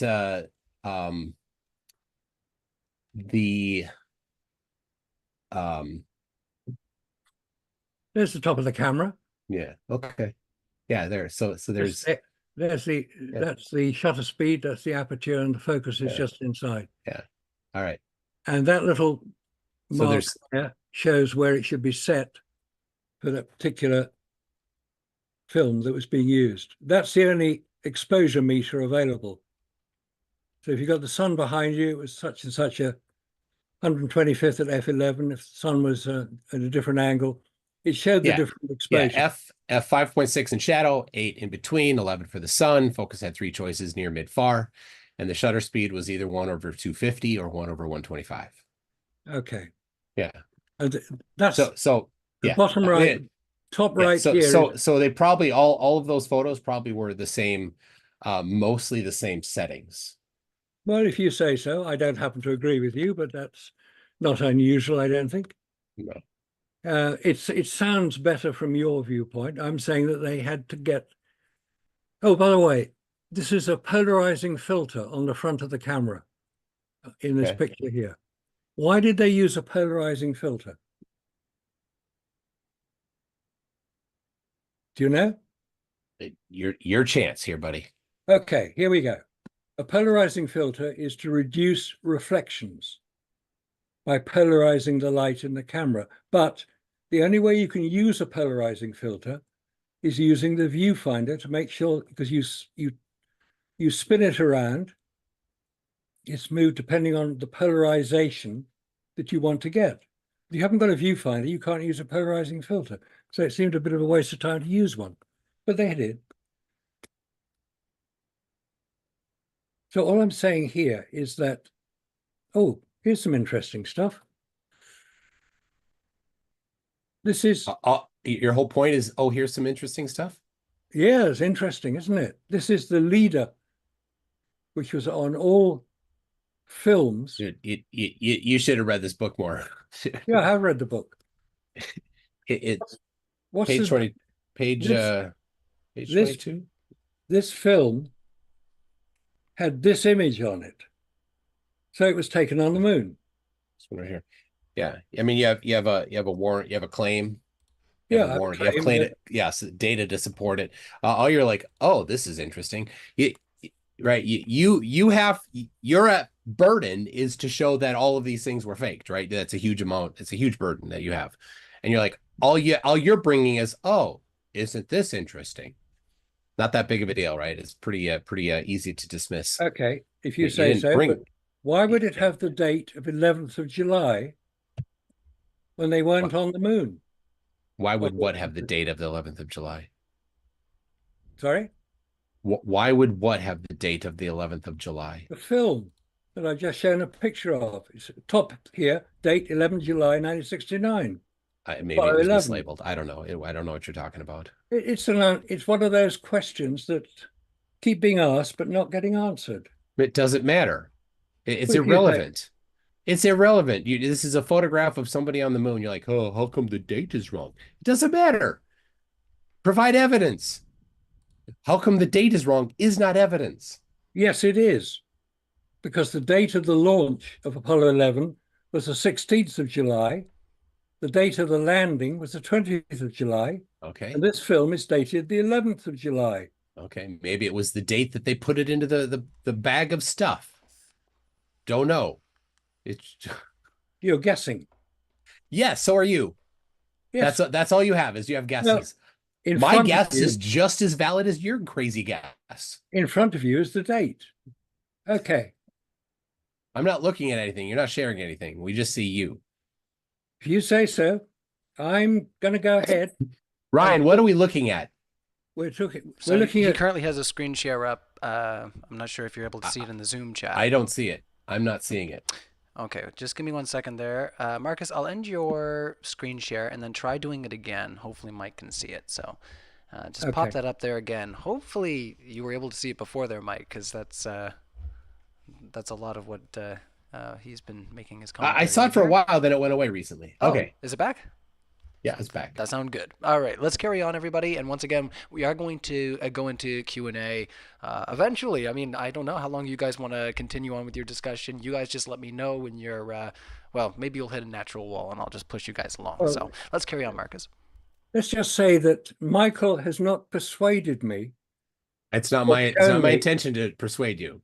No, hang on. Let me finish what I'm saying. Don't interrupt all the time. It's your standard procedure. It's not fair. It's not nice, and it's not required. Okay. You have yet to persuade me that man has landed on the moon. I have probably failed to persuade you that he didn't. So we're not going to agree on very much the way we're going at the moment.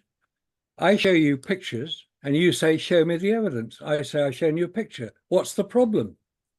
Right, this is Apollo 11. This is the back of the lander, and there's a picture of Earth, we're told.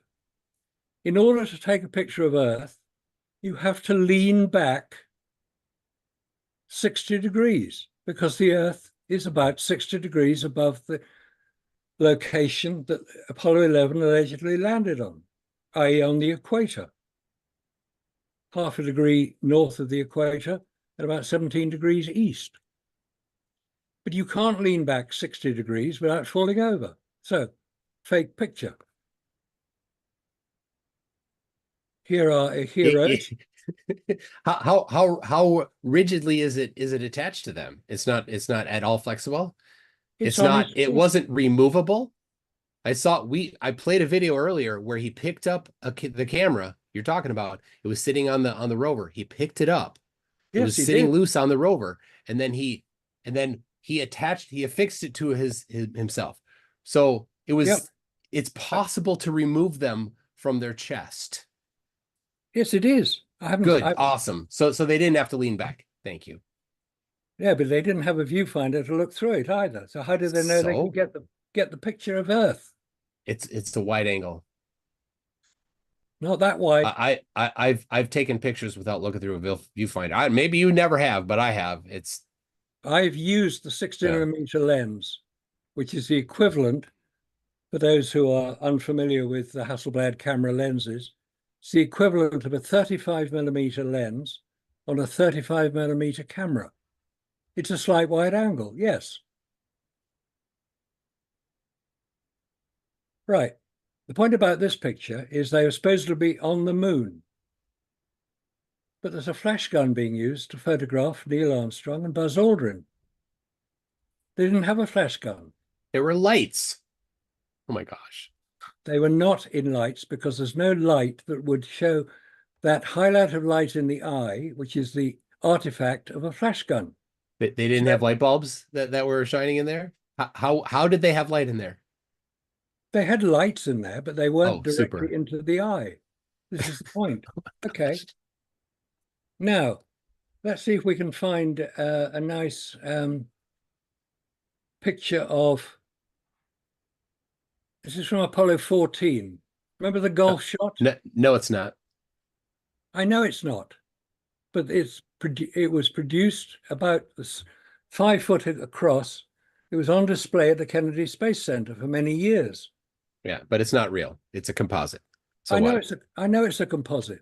Cool. But it was presented as a real photograph. Don't care. Don't care. Okay, here's the Apollo 15 landing site. I think we can agree that that's correct. This is Mount Hadley, top right, bit lower down, Mount Hadley Delta. And this is a view from the ground. Mount Hadley Delta is 6,000 feet high.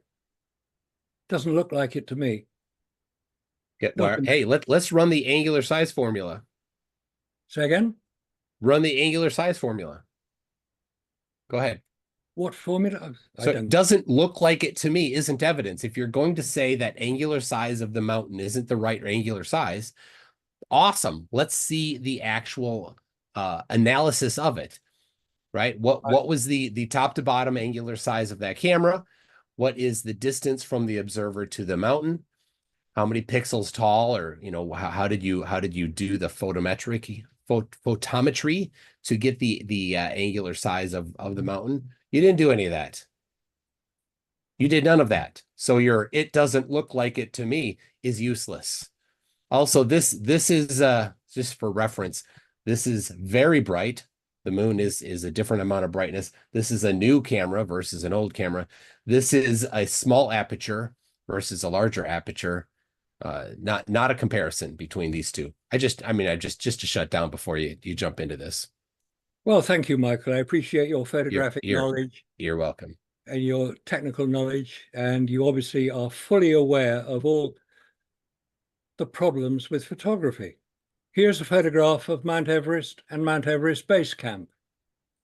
We know that Mount Everest Base Camp is 19,000 feet, and we know that Mount Everest is 29,000 feet, i.e. 10,000 feet difference between the two.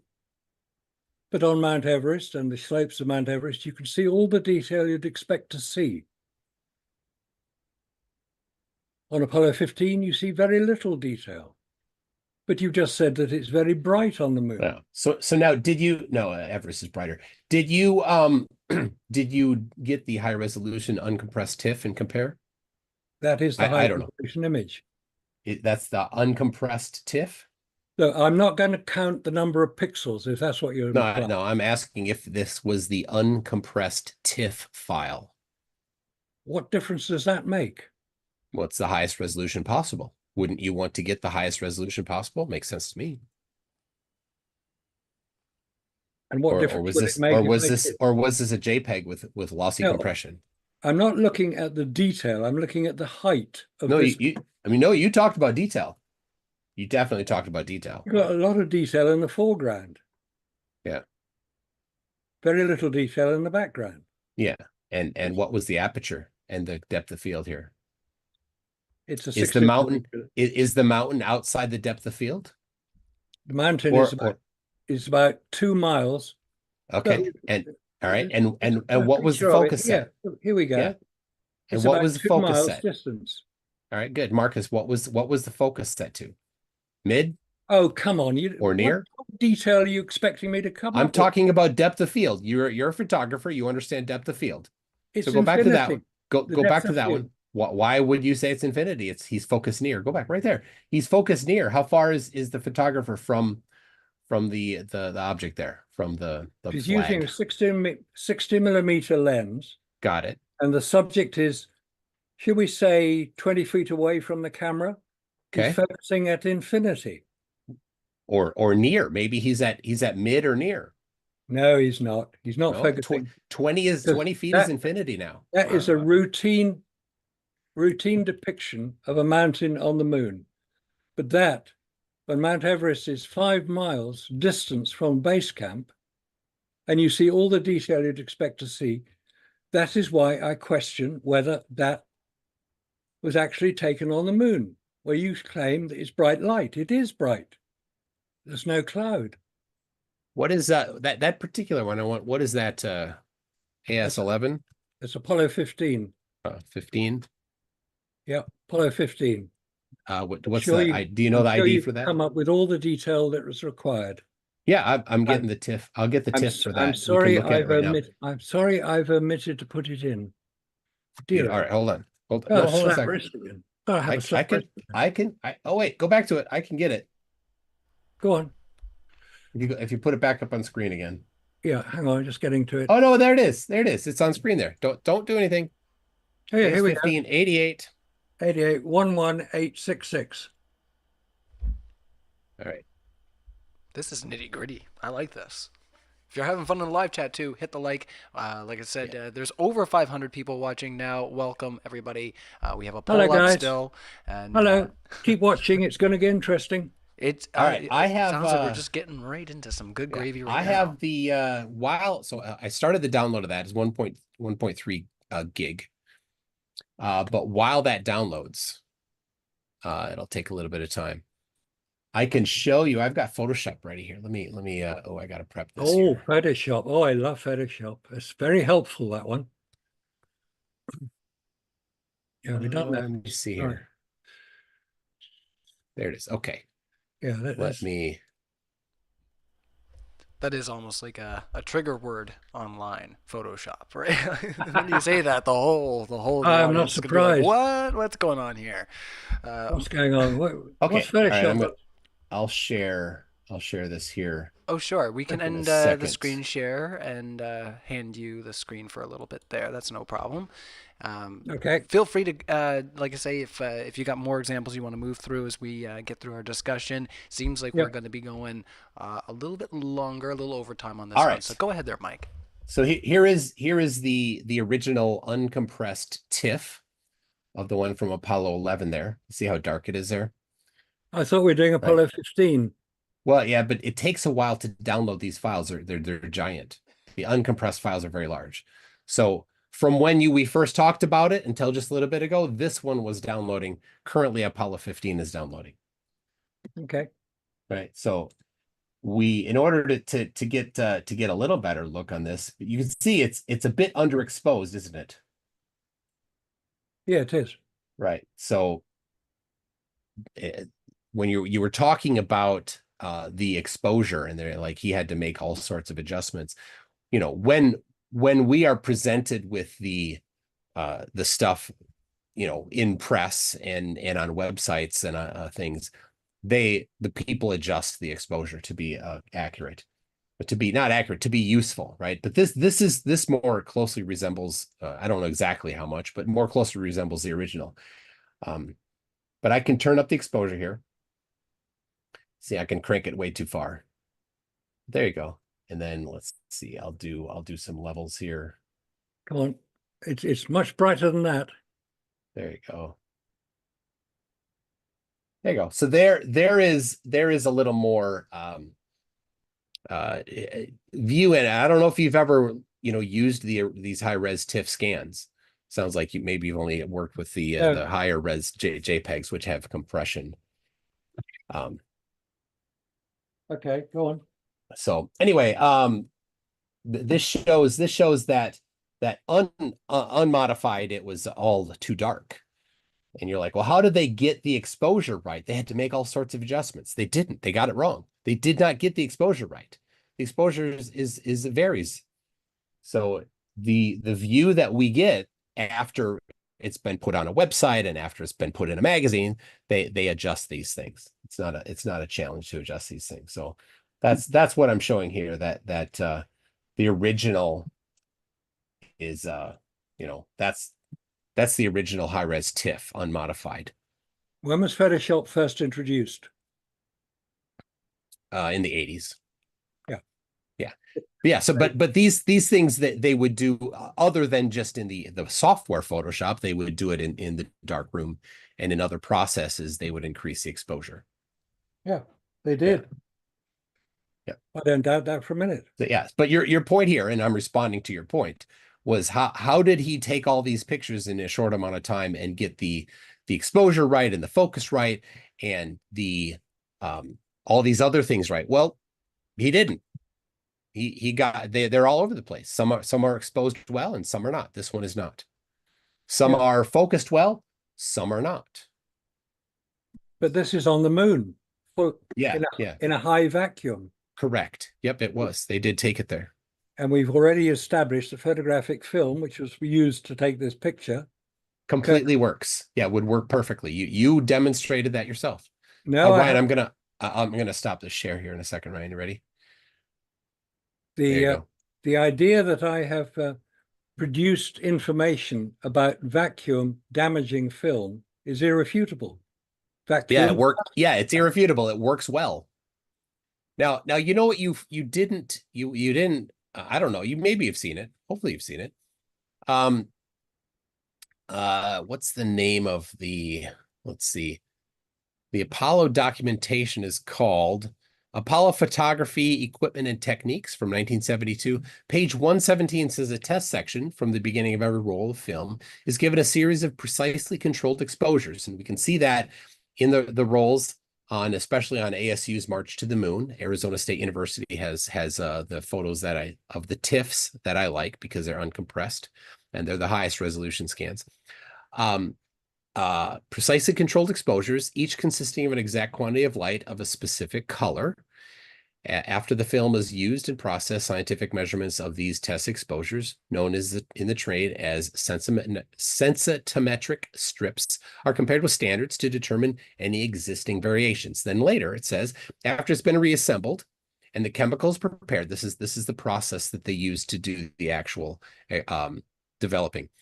Chemicals prepare samples of the type of film from the same roll used on the mission, again, with the test exposures or sensitometric strips are processed so that the chemicals and equipment are at a predetermined optimum operation. Such test strips are processed and evaluated immediately before space film is processed. the procedure being repeated at frequent periodic intervals to ensure the continued stability of the chemical solution. So part of the process, which you didn't do, I'm not blaming you for not doing it, and you couldn't have done it because you didn't know the specific process. This is an overview of what they did, but they did things to ensure that the colors were more appropriately developed in the process. So, well, thank you for that. Appreciate your interest in that particular area. And as you say, I haven't examined the high resolution TIFFs because I didn't feel I needed to, but never mind, maybe I should. I'm going to be yeah, I would recommend it. They're really high quality. They used the highest quality scanner of the time. They waited until scanners were at the technology that the resolution would be higher than the grains of the original film. Yeah, exactly. Okay. And your point is? No point to that, just suggesting that that you look at the March to the Moon scans because they're the highest resolution available. Okay. Yeah. Where are we? All right. Apollo 15, the Apollo 15 one still is downloading. Now you can't see the top of Everest from the base camp. Say again? You can't see the top of Everest from the base camp. Well, I just produced a photograph showing you can. That wasn't it. Say again? That wasn't it. Well, if you say so. Yeah. I mean, what was it if it wasn't Everest? Well, it could be part of Everest, but not the peak.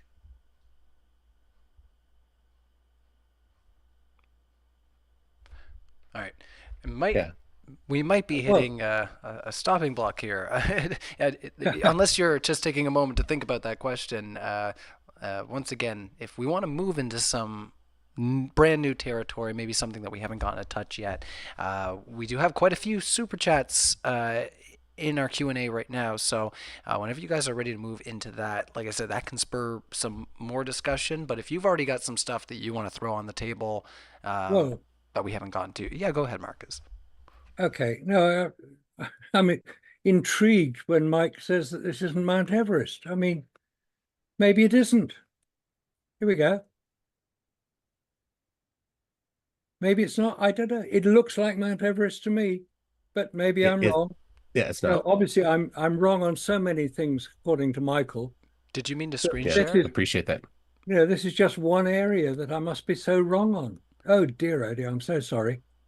Oh, I'm sorry to cut you off there, Marcus. Did you mean to share screen? It sounded like you meant to put something up there. Yeah, yes. I've gone back to my picture. I produced the picture of Everest and base camp. Okay, can you, if you want to share screen in our Zoom call, sorry. That way, Yeah. Well, it's up to you. You can describe it, or if you want to share it, that's fine. But once again, it's always good for the audience. You take your time.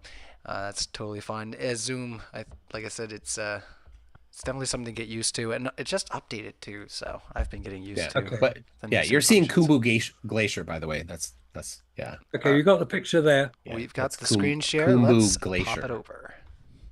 Okay. There's my picture of Mount Everest. That was all I was saying. And if Michael claims that is not Mount Everest, okay. I've never climbed Mount Everest, so I don't know. But it looks it to me. I've been close to Mount Everest. I've spent time in Nepal. I have photographed Mount Everest from quite a distance away. So I can't claim it is, but it looks it to me. It looks like base camp to me. Now it could be the base camp, but well, obviously somebody's faking it there. Let's have a look at Apollo 17. Here we go. Tracy's Rock, this one, I believe. Now, in that picture is the lunar lander. Can you see it? Probably not. Oh, well, we can see your screen, if that's what you're asking. Okay, well, if you can see the screen, all I'm asking in the picture of Apollo 17, where is the lander? It's there, to the right-hand side of the rock. It's about 4 miles away. There it is, miles away. They were using a telephoto lens here, a 500 millimeter lens. But there's a strange thing about that lander. Apollo 17 lander, you combine those two previous photographs and look at where the lander is supposed to be, and we've proved that it is. What's it doing here, bottom left, much closer to the rocks above it? It's in the same part of the picture. It's just a bit, it doesn't appear to match the information that we've been given. And here we have Apollo 17, left-hand side of the picture. B, D, and E are the same in the top picture and the bottom picture, the same formation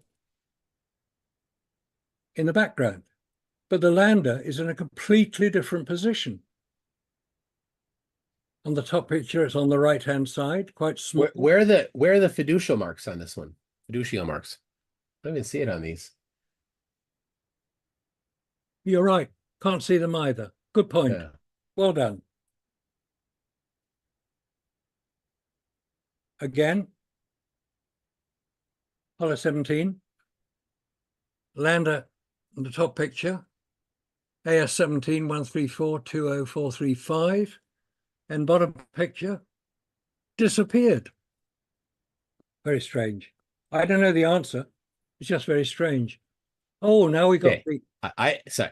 I don't know the answer isn't evidence. It's you know, just scratch your head. That's not evidence. You're claiming a massive conspiracy, and the best you've got is, I don't know what this is. Awesome. Well, do you know what it is? I don't know. It's irrelevant to your burden of evidence to provide evidence that there was a giant conspiracy. Okay. The evidence I'm providing, Michael, is photographs, which you agree were taken on the moon. Yeah. And I'm saying that when you have a photograph which shows an object which cannot move after it's landed in one location, and in another photograph, it's not there, that is evidence that there is something strange going on. What it is, I don't know. Okay. Doesn't Well, mean to say that it's what irrelevant. it is I don't know isn't evidence of a gigantic conspiracy. It's just it's a question that you have. Okay, whatever. Can you know, it's not evidence though. Okay. Marcus. Seriously, I mean, I suggested you read the book. You said you got the book, but I have like read you the didn't read book. it. It's like you didn't read it. I did read it. I've read it in detail. Good. Now, if you claim that I haven't read it, you don't know that. I have read the book. Of course I don't, but you're acting like you haven't. That's what I'm saying. That's your opinion. I don't agree with you. Okay. Just to show you, there's the book. And I specifically read page 22 several times. Yeah, that's the page. Yeah, a lot of the rest of the book is about the Lincoln Douglas format, which isn't what we're using, so it doesn't really apply. Okay. All right. Okay. Now, here's the lander on Apollo 15.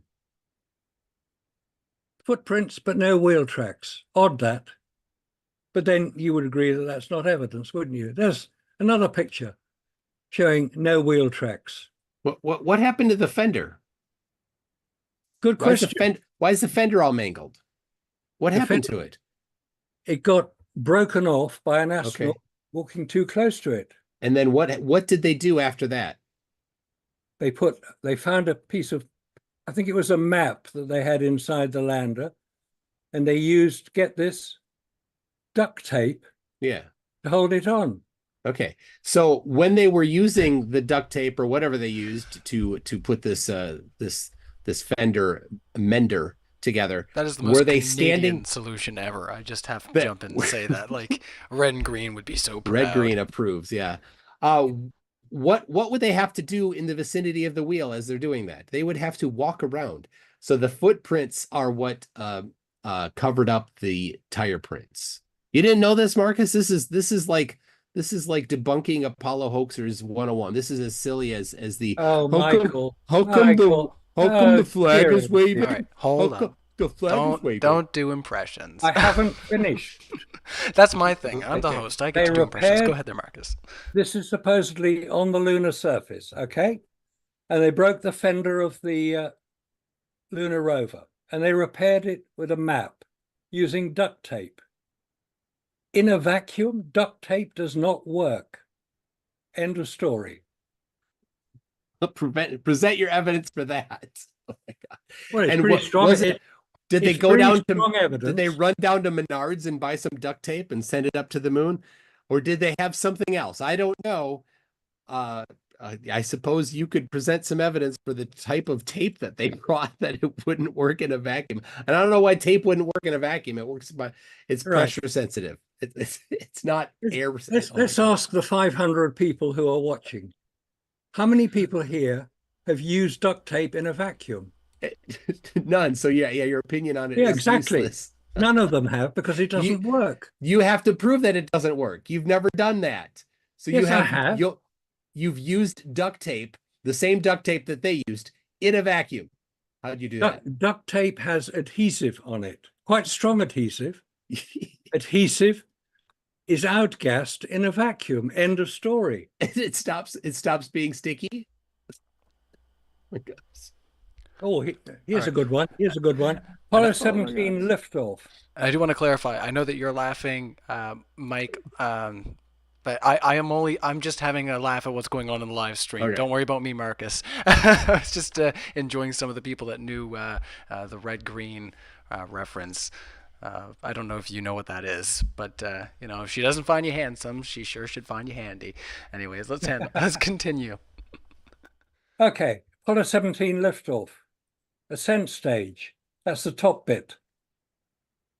There it is, jumping up. But there's no exhaust visible. We know what fuel was used on the Apollo 17 ascent stage. It was hypergolic fuel.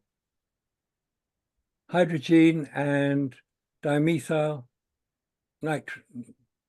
Long name. Anyway, two chemicals, when they combine together, explode.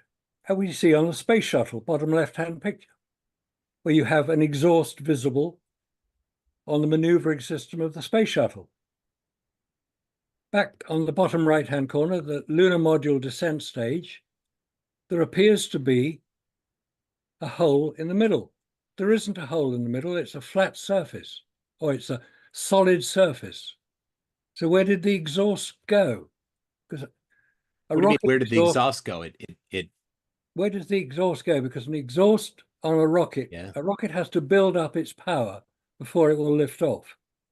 We see it all the time when rockets take off. It doesn't have to build up its power. It starts accelerating from zero. That's why it starts slow. You just run you can run the kinematic equation to figure out its velocity at, a quarter of a second in, a half second in, 1 second in. It accelerates. What's that? It's a 3,500 pound thrust rocket. Yeah. What is the exhaust? What's it made of? It's gas. Yeah, gas. Can you see this gas? Yeah, can you see this gas? Generally, no. Especially with a low frame rate. Right? Of course, you can tell me the frame rate on those pictures, can't you? Yeah, it's pretty low. That was the one that was sent from the lunar rover. So it's I think it's 10 frames a second if I remember right. It was being filmed from the lunar rover about 500 feet away. Yeah, and sent S-band back to Earth live. Yes. Yeah, which is quite an achievement in itself when you think about it. Yeah, and then broadcast onto a TV. And then another camera was pointed at that TV. So that's what we're looking at. We're looking at a couple steps between, right? No, we're not looking at that. No? We're looking at the original pictures because these were done several years later. Okay, yeah. So this is the original that was then the recording directly from the proprietary format that was then okay. Cool. So where'd it go? Oh, do you want it back? There we go. You wanted to move on? Yeah, I was going to move on. This is ADHD time here, huh? I mean, most of the time you come up with rather convoluted arguments which don't really stand up to too much scrutiny. What convoluted? It's a gas. I told you what the gas was. You just said it's Hydrogen. gas. Hmm? No, you told me what the fuel was. You didn't tell me the result of that Yeah, it produces reaction. a red, or it produces a flame or an exhaust. Yeah. That's what I show in the Yeah, bottom left-hand picture, the space shuttle. yeah, and Which, is the very different camera that was used sensitive enough to pick that up or not? if you How do say you know? so, obviously. How do you no, it's your No, claim.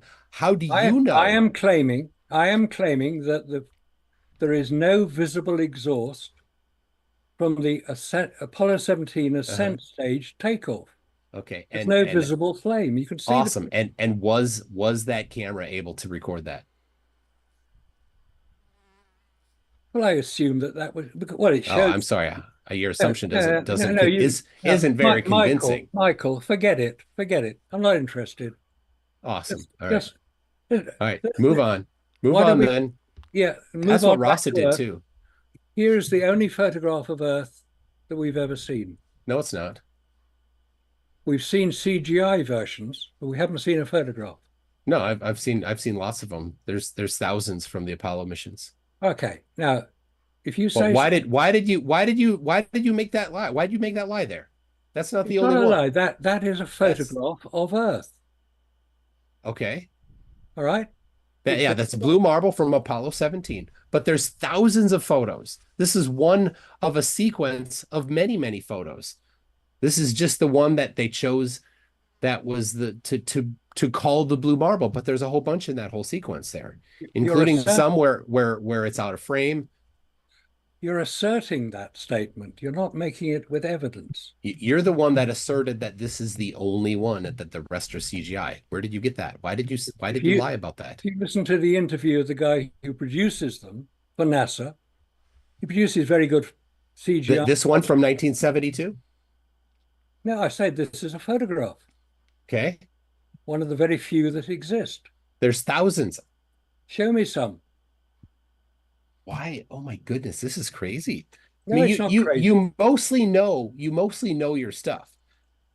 I don't know why you're like going into that from this, but I got it.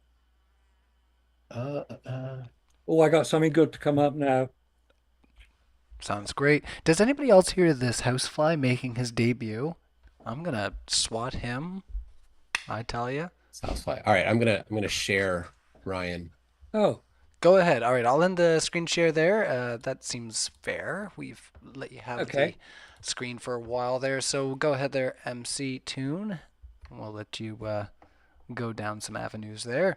Like I said, everybody, we're going a little bit extra long, so once again, hit the like button and let's share this out. Let's make it a big debate party. It's been a lot of fun. All right, go ahead there, Mike. All right, here's the one that you said was the only photograph taken of the Earth, but here's another one. Here's another one. Here's another. There's a whole bunch in that sequence. Have you not looked at these? Yeah. So in that sequence. Why did you claim that that was the only one? It's the only one that's ever been used. No, that wasn't your claim. You've moved the goalpost. You said this is the only one. I appreciate what you're saying, Michael. I appreciate that. Obviously, your purpose tonight is to demonstrate that I'm completely wrong, completely conspiratorially minded, don't know what I'm talking about, and shouldn't even be on this debate. Well, thank you for that. Super. I'm showing you photograph after photograph right after you claimed there was only one. Why did you make that claim? This was easy. This was trivial. Why are you so determined to come up with petty little problems like this? Because you're lying. I'm not lying. Don't accuse me of lying, Michael. You did. You just said that was the only photograph, and I'm showing you dozens. I will accuse you of being an important, pompous idiot. Go ahead. I have. Don't care. Okay. Sorry about that, Ryan. I shouldn't say that. Totally out of order. Oh no! Yes, yeah, no. You're. Sometimes I'm gonna send you guys to the penalty box. Yes, you guys have gotten out of whack. No, honestly. You showed earlier a different photo that also had the Earth in it. We don't mind a little sugar and spice every once in a while. Let's. There you go. Here's another photo. Here's another photograph from Apollo 11 of the Earth. I don't know why it makes no sense that you made the claim because Marcus, I got to be serious. You're not doing the entry level Apollo denier stuff, right? You're not what the flurfs usually do. I'm Right? well Like, oh, look, past. the boots don't match. Like, you didn't do that. You know that, right? That's silly. But I don't know why you said that was the only photo. And then you brought up, I think you were talking about Robert Simmons. Okay, well done. You spotted an error I made. I'm grateful to you for that. I shall not say it again. All right. Okay. Now, should we talk about moon rock?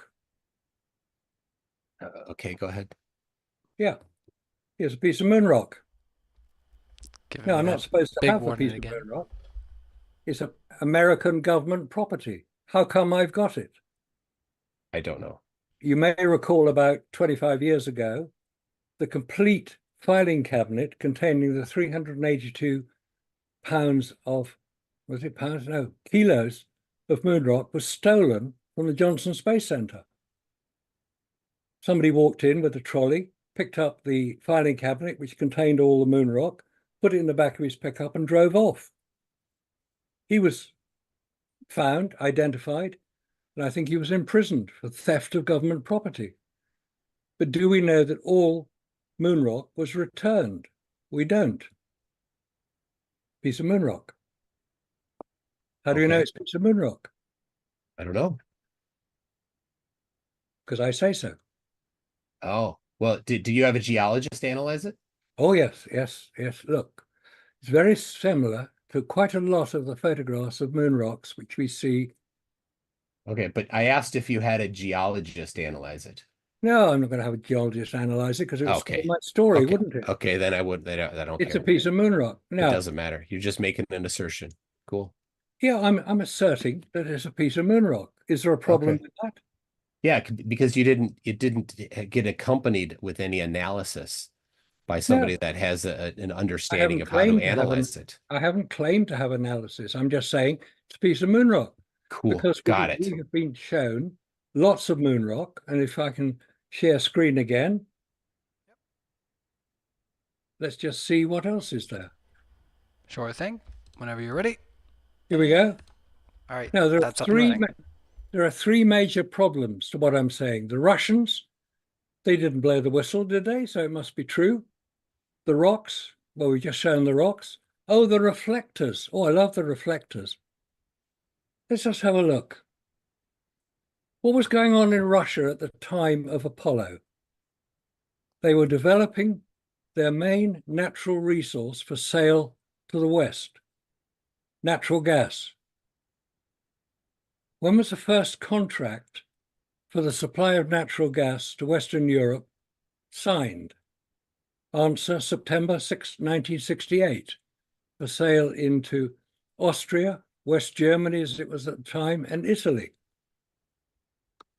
They still, well, until they decided to invade Ukraine, they were selling it for a long time. That was a necessary part of the Soviet financial survival. Around 1970, America very generously supplied 25 million tons of wheat to Russia. They had suffered a severe shortage due to drought. Very generous offer from America.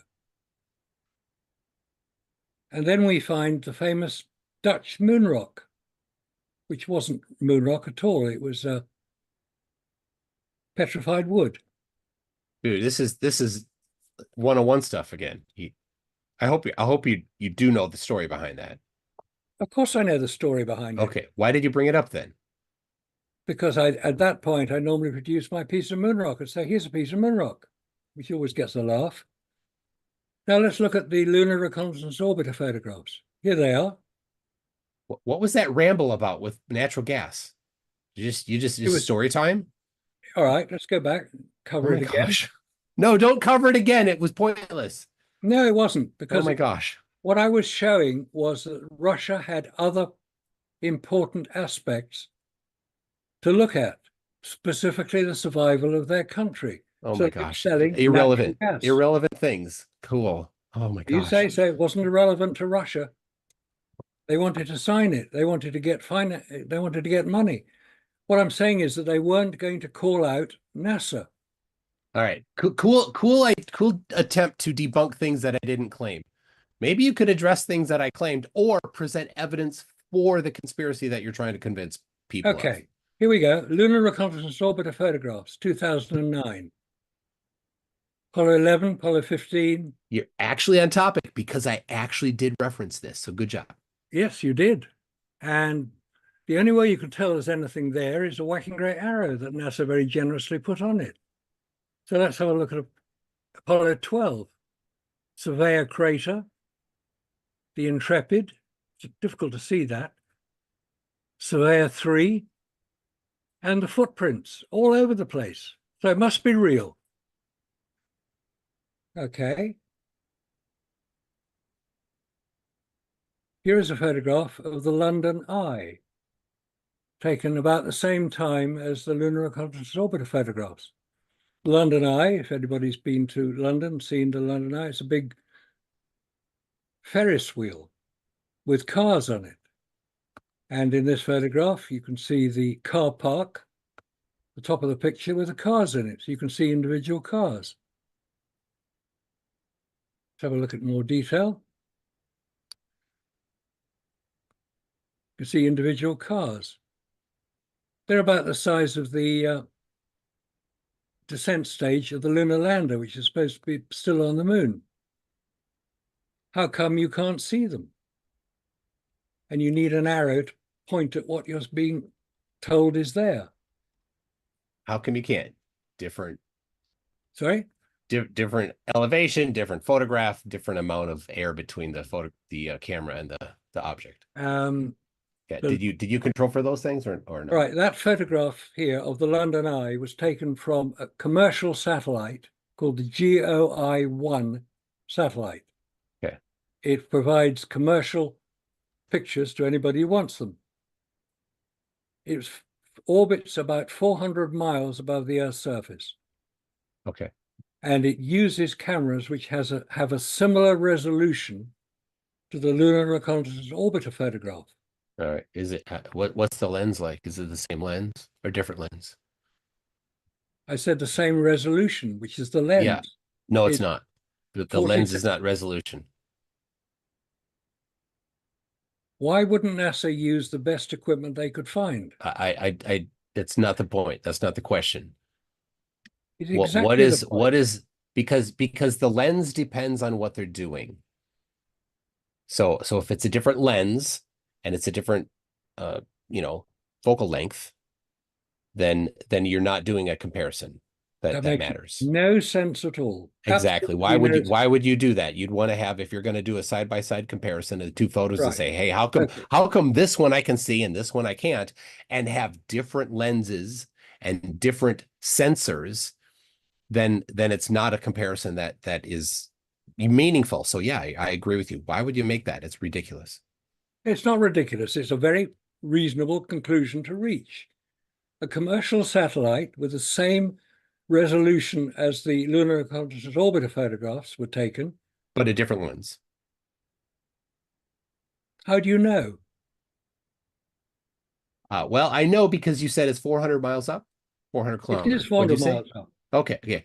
And LRO is either between 25 and 50 kilometers, so That's significantly closer. So in order for this one that we're looking at right now to know the other one, the Ferris wheel, the London Eye, in order for that one to be as zoomed in, right, you'd need to have significantly larger zoom. A very different lens would be necessary. If they had the same focal length on the lens, then they'd be drastically different because there's significant difference in distance. Right? Zoom with your feet, right? People say zoom with your feet when you take photos, right? When they send up, you send up that you don't get to change the focal length. Typically, it's not a lens, right? That you can do that. They pick the lens before they send it up based on how high it's going to be and the needs for the mission. So this one, they're going to take close-up photos. They're going to have a high zoom. For the LRO, it's a different lens. You say so? Yeah. So how come they could photograph the Copernicus crater in 1966 from a much lower angle? Different camera, different lens, different process. You say so. Yeah, of course. Everybody knows it's not challenging to know that in 1966 it's a different camera lens process resolution than in 2009 or whatever year LRO was launched. LRO 2009. You'd think the NASA would be able to afford to get a decent lens, wouldn't you? It is a decent lens, but Yeah, but their purpose is different than your purpose. And so if you want a different satellite with a different lens, then maybe you could crowdfund a different one and have SpaceX send it up. But well, how come that's the NASA chose to send up what they sent up based on their mission parameters, not based on your hopes and dreams, Marcus. I don't think you're making your point very clearly. Okay. You're just dissembling. What's this? I don't know. Nor do I, but it's amusing to look at it. That was the same object 50 years earlier. Yeah, looks like it might be a rock that rolled down a hill, but I'm not sure. Well, that's what NASA claim it is. Oh, super. Yeah. All right. Strange rocks, about 40 foot across. It rolled up out of a crater. Strange that. Why would you think it rolled up out of a crater? Well, there's the crater bottom left. Uh-huh. It's actually on it's the Vitello crater, if anybody wants to see it. Okay. Lunar Orbiter 5 took the photograph. There's the frame, 168H2. Yeah, H2.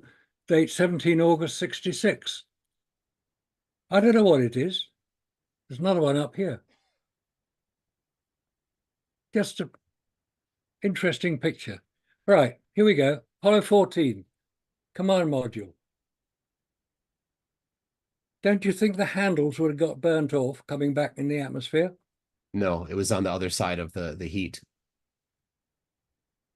In that case, why would the Orion command module have heat shield all over it? Different craft. Yeah, it's a bit bigger. It's Apollo 2.0. But the Apollo command modules have aluminium handles on the outside. And there's obviously so much heat that the Orion craft requires heat shield all over it. It's a different craft. You're not comparing apples to apples, Marcus.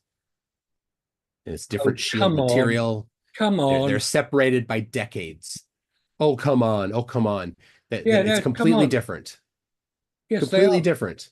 Okay, now, when you have a command module, whether it's an Apollo command module or an Orion command module, it has a service module underneath it, below the wide part of the craft. How do you attach the two craft together? Are you suggesting that there's a connection between the ablative heat shielding on the bottom? Yes. No, what I'm saying is, and it's shown here, they're called compression pads. When the two separate prior to the entry into the Earth's atmosphere, the service module is discarded and goes into, it either burns up or it goes into orbit around the sun. The command module then has to enter the Earth's atmosphere at 25,000 miles an hour. That's re-entry speed. In order to prevent the same thing happening to the command module, as happened to regrettably, very regrettably happened to the Challenger space shuttle return, there were compression pads put into the heat shield on the Orion craft after the service module had been separated, because they were held together by steel bolts, which were cut using explosive bolts.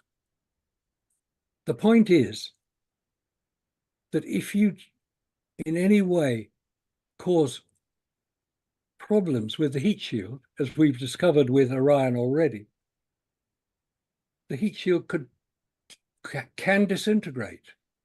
The point I'm making is that we know that that's how the two craft were together, with big bolts between the command module and the service module, which was separated prior to re-entry. And on the Orion craft, they required heat shield to cover the whole craft, which just seems a bit excessive. Okay, seems a bit excessive is not evidence. And Oh, no, no, you not being an engineer or photographer, I appreciate that. Your opinion on the engineering is of little value. Thank you for that. I appreciate your knowledge. I do want to jump in. What is probably excessive is the length in which you guys can hold your bladders. Because I've had to jump out at least once or twice now, maybe 3 or 4 times. Yeah. So if you guys, I feel it's only fair. If you guys would like to take a moment and just step out, grab yourself a drink of water, maybe take a bathroom break, that's totally cool. If you want to just keep going, then, this is a speak now Ryan, or forever hold your pee. Yeah, there's enough super chats and questions that we probably need to get to that before. Yeah, good idea. Because otherwise it's going to be sunrise before we get done.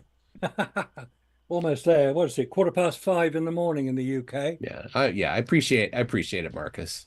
No, that's fine. I'm just mad. That's the thing. So, but now when you say mad in America, that means angry. But I know in England it means crazy, and I don't know which one you mean. Well, I'm English, so that's how I talk. Okay.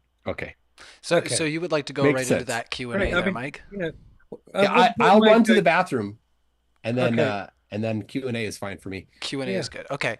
All right. Well, Marcus, if you also want to take a moment to step out, I'll do a little bit of housekeeping while you guys use the washroom and grab yourself some drinks, and I'll say hi to the audience there for a minute. Okay. And let's do that. Yeah, sounds good. I will see you guys in a second. Well, awesome, everybody. Well, I hope that you're hanging out and enjoying the live stream. I see that we got just shy of 500 people. I also I want to let you guys know. I know all of you guys get really upset sometimes when I talk about my music. We just uploaded Heaven and Hell the other day. Nobody watched it. It made me real sad. But usually what ends up happening to me when we're out playing music live is we're right around set 2, and I get really, really tired. And it was lately that James had made a mention to me about a product that we've actually got a sponsorship for here, and I'm going to give you guys a promo code for. So I finally got to use it just the other day. It's called Magic Mind. Maybe you've seen some Facebook ads about it. For me, I've used Red Bull, several different energy drinks at shows for sure. Probably not so good for me. But I did try Magic Mind the other day, and I was completely focused. I had all my lyrics in order. It was really good for me. And no, I was not drinking alcohol, so don't you call me out in the live chat. Luckily, if you check it out, because we do know that people in modern day debate are very critical thinkers, they do have empirical research backing up every single ingredient that they have. And James had even let me know prior, before I started seeing these promos, that he had used it to complete his dissertation. So it's not very often that he lets me know about a product. So we do have a custom Modern Day Debate Magic Mind affiliate link below in the description. Maybe some of you guys had seen it.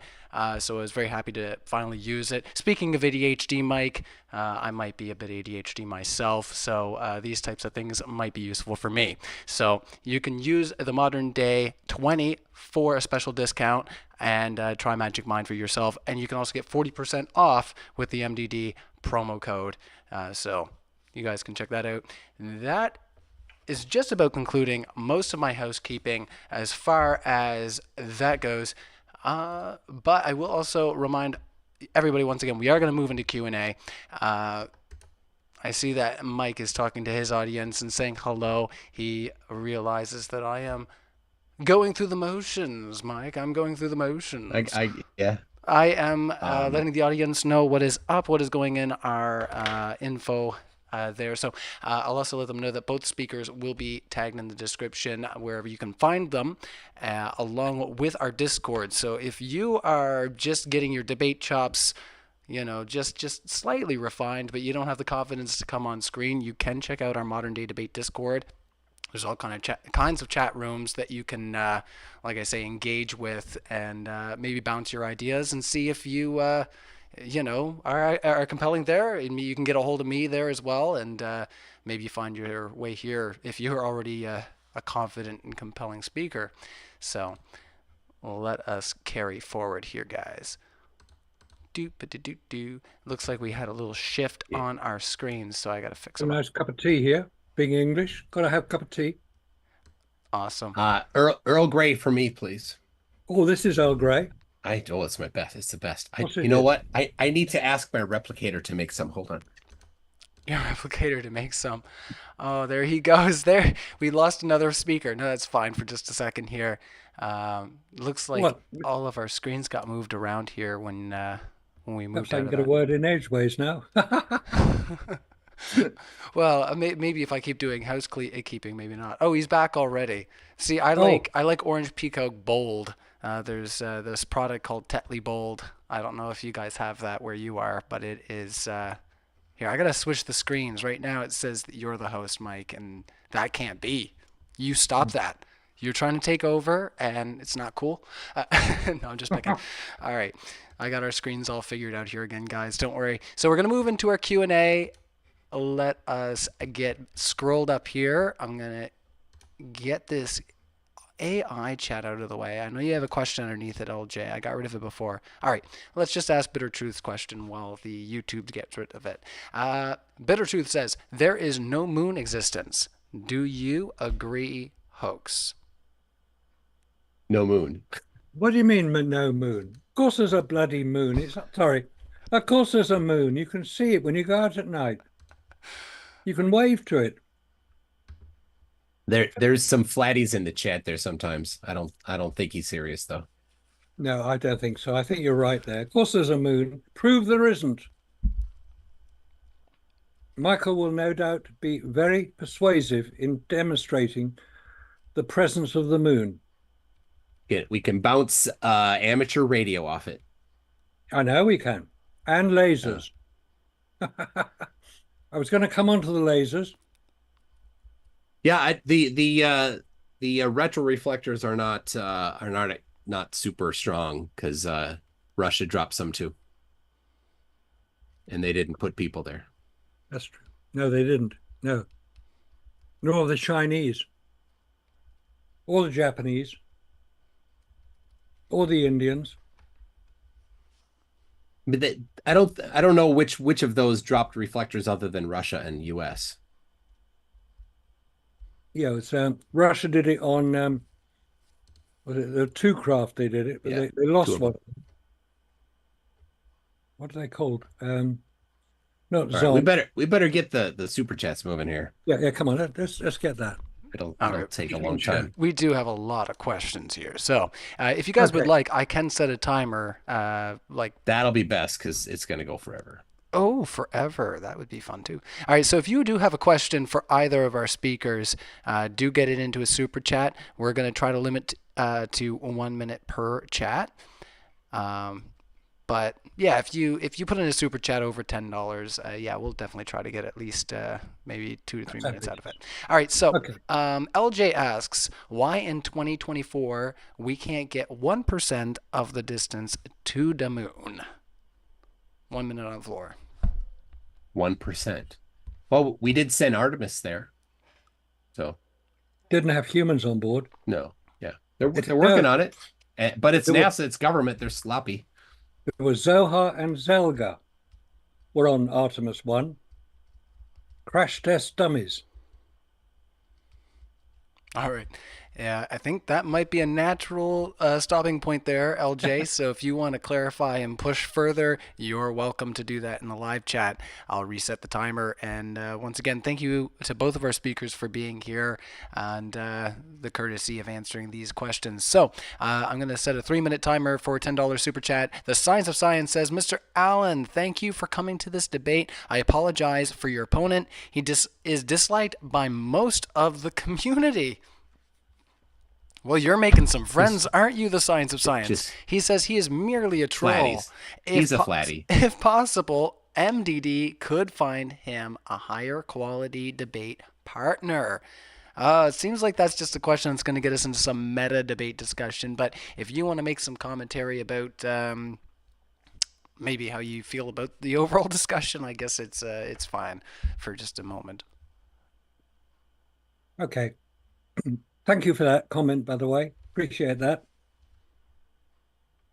I need all help I can get. Anybody want to come out and help me? Sorry. I'm English. I have a strange sense of humor. Hey, the English TV are the only good TV shows. Thank you. They are very good.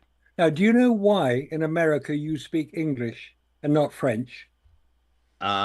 Dude, we don't speak English, honestly. We speak American, right? Right. We speak American. I don't know, because metal music sounds better. I don't It's know. two countries separated by a single language. The big pond between us. Big pond. No, the answer to the question, by the way, in case anybody wants to know why you allegedly speak English in America, is that, thank you, at the time of the Declaration of Independence, where you chucked the British out because you didn't like us, which is fair enough. I don't think we were behaving very well at the time. America had to decide on several things before, as the country was coming together when the Declaration of Independence. And one of them was, which language do we speak? There were 13 original states in America, and they had to vote on which language. Now, it could have been French, because Louisiana and the southern states were mainly French speaking, as they still are in parts of Canada now and Quebec. So they had to decide, should they speak English or should they speak French as the preferred national language? And the vote went 6 to French, 7 to English. So there's a 1 vote difference.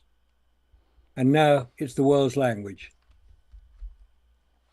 Whoever was the 7th vote in that, thank you very much.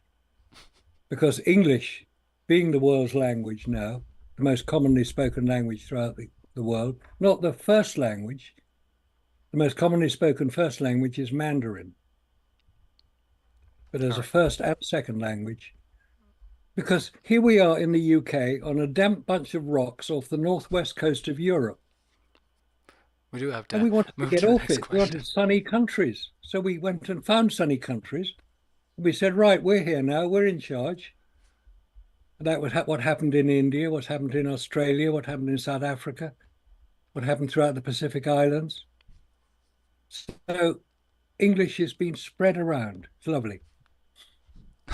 All right, excellent. I mean, you know how I feel about it. I mean, based on my little quip. So, thank you, the Science of Science, for your making friends in the live chat with Mike. It seems. LJ says, "How do you personally know if anybody's ever landed?" Well, I showed video of people on the moon in moon gravity, doing activities that could not be sped up. That's how I personally know. That's an opinion. All right. Oh, just a second. Tea Earl Grey hot. Oh, good for tea. Look at that. Earl Grey, I hope. And yeah, and then you'll notice it's Paris 2024. There you go, which started here. That's my mug. The Olympics. The late Queen Elizabeth. And then I have something called Smokehouse. It's called Beerwick Brown Ale. It's from a place called Berwick. It's in Nova Scotia. And there's a Facebook page called Berwick Memes, and they share memes that are just hilarious. They're just mountain jokes. And it's at one time I died because it said, "Cousin's just a term the government came up with to control who we sleep with." And it was like posts from Berwick Mountain. And yeah, that's where this beer is from. So hopefully Ryan, you're they make rambling good beer now, dude. You like that? That's fun. All right, yeah, go ahead. Let's carry on Okay. to the next question. Let's go. The Science of Science. Troll MDD debater MCToon is allowed to call a guest debater names with no evidence. What's going on? So, and I think Science of the Science is upset because he thinks that you may have called Marcus a few names that he doesn't feel were warranted. I was pretty aggressive with you, Marcus. Yes, you were, Michael. I appreciate that. And I was expecting it. And look, I'm English. I don't give a...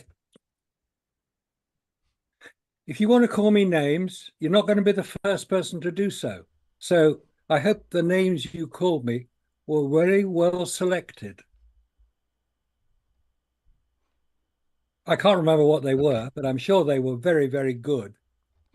And I shall Okay. chalk that up to experience as usual. All right, let's carry into the next one. Thank you to both of our speakers for just having a little moment there. That felt good. All right, the Science of Science follows up and says MDD is going to have to kick MCToon. Do I need to give you the old roundhouse kick, Mike? What's going on?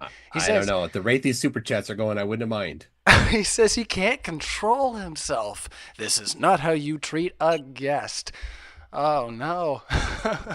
The Science of Science, like I said, I don't think I think he's a the big Science fan. of Science is not treating people well, but whatever. Ooh, you heard that? The Science of Science. Well, we do appreciate your super chats and you engaging with with us here at Modern Day Debate. But yeah, if you do have something that's more of a question related to the substance of what we're talking about today, which is, was the moon landing a hoax? All right, so Kango Yes, it was. 44.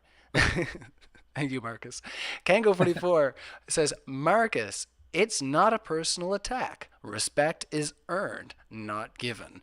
If you can't figure out a simple percentage difference, then that's on you. Why listen to man who has simple maths incorrect? So they're asking, why listen to a man who has a simple math incorrect? So they're accusing you of being incorrect about. I think that was about the pressure differential. Yeah, yeah. I was going to say maybe you could explain in more detail what it was that I appeared to get incorrect. And I should just say, I don't claim to be all-knowing, all-knowledgeable, have all the answers. I don't. I always say, please prove me wrong when I say that no humans have landed on the moon. And Michael has done a reasonably good job at attempting to do that. I don't happen to agree with some of the conclusions he's reached, and he doesn't agree with some of the conclusions I reached.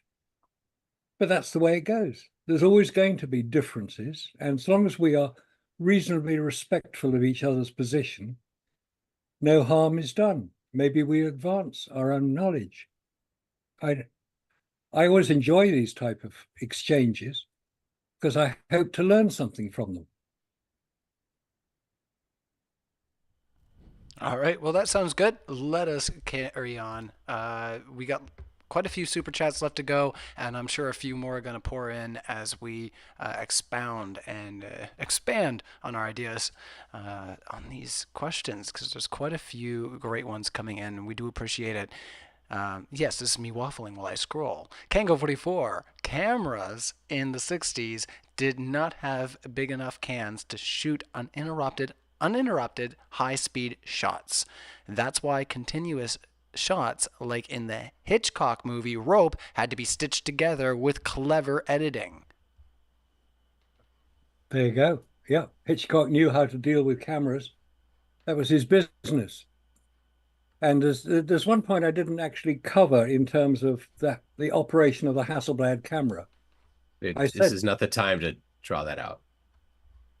It takes about 2 seconds to advance the film. And there are several pictures taken, 3 pictures taken in about 2 seconds, according to the timeline, which couldn't have been taken by the Hasselblad camera. That's what I'm saying. All right. Let's see here. Let's carry on. We have lots of questions coming in. Just 1 second there, guys. I just have to scroll back on up. Doesn't seem like Mike has much commentary to make on that. So, toads in my eyes. Toads in my eyes. Well, that's fantastic. Says, Marcus, AI chats have gotten sophisticated enough that you could be one, therefore you are. My evidence is because I said so. I'll give you 1 minute on that one. There's a problem with that. Somebody who's done 30 odd years of research into the subject can make a statement. Maybe, as Michael would say, you haven't provided the evidence to back up your statement. Fair enough, you can say that as well. But the statement can be revealing in itself. And if it's something that other people haven't necessarily identified as a problem, but they now consider it could be a problem, then making a statement can be considered to be an advantage. Maybe not in a debate, as Michael would determined debate should be done. But then that's the penalty you pay for inviting somebody like me on. All right. Do you have any commentary, Mike, before we move on? Move on. All right. Well, let's carry on to the next one. Thank you again. Totes in my eyes. What a YouTube handle. The Science of Science. Marcus. MCToon is here to troll you. He does not care what you're actually saying. This is a bad matching in my MDD. Oh, they felt this was a mad matchup. Well, that's kind of a commentary on the channel. We don't really have to engage too much with that one, but yeah, I think these guys have had a great discussion. So I'm sorry, the Science of Science. We have so many questions. We're gonna have to push forward. Yeah, Danny Diesel says, Marcus, how does radiation and heat affect film? Good question. Heat will affect film in that it will soften the emulsion. Extreme heat will also what's called produce latent images. A latent image is where the heat or the radiation affects the emulsion of a film to produce almost a sort of, not a fake image. It produces effects on the film, which means that they're not 100% accurate, which is why there's always an expiry date on photographic film.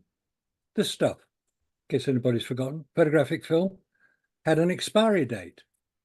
And the expiry date was put on a film in order that if somebody kept their film for, say, 10, 15 years and then used it, and the photographs didn't turn out quite as well as they'd hoped, and they accused Kodak or Agfa or Ilford or any of the other manufacturers, Fuji, of making bad film, they'd say, well, you should have used it within the expiry date, because the background radiation will affect photographic film, as will heat.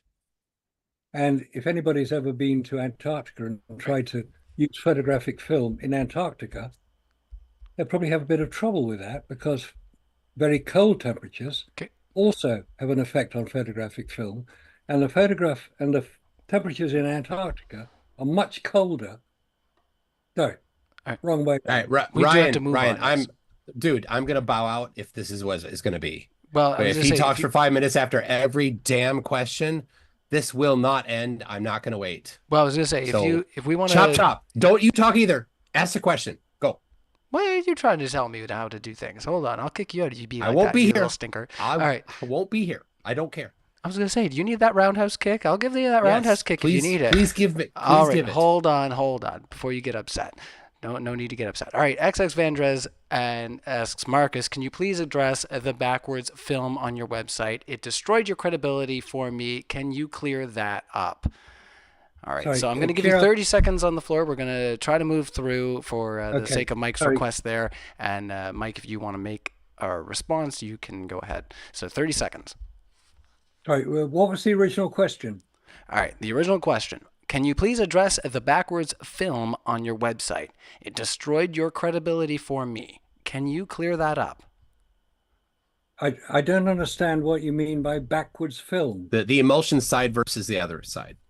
I wasn't party to that particular experiment. Whether you described it as emulsion side and backing side. And that is something that other people have commented on. I haven't made that comment because I wasn't present when that particular image was taken. I live in the UK, and that experiment was conducted in Canada. All right, that is time. In Canada, hey, look, we get something. We get some credit every once in a while. Megalon says, these images were simulated by NVIDIA and the suit reflectively was included.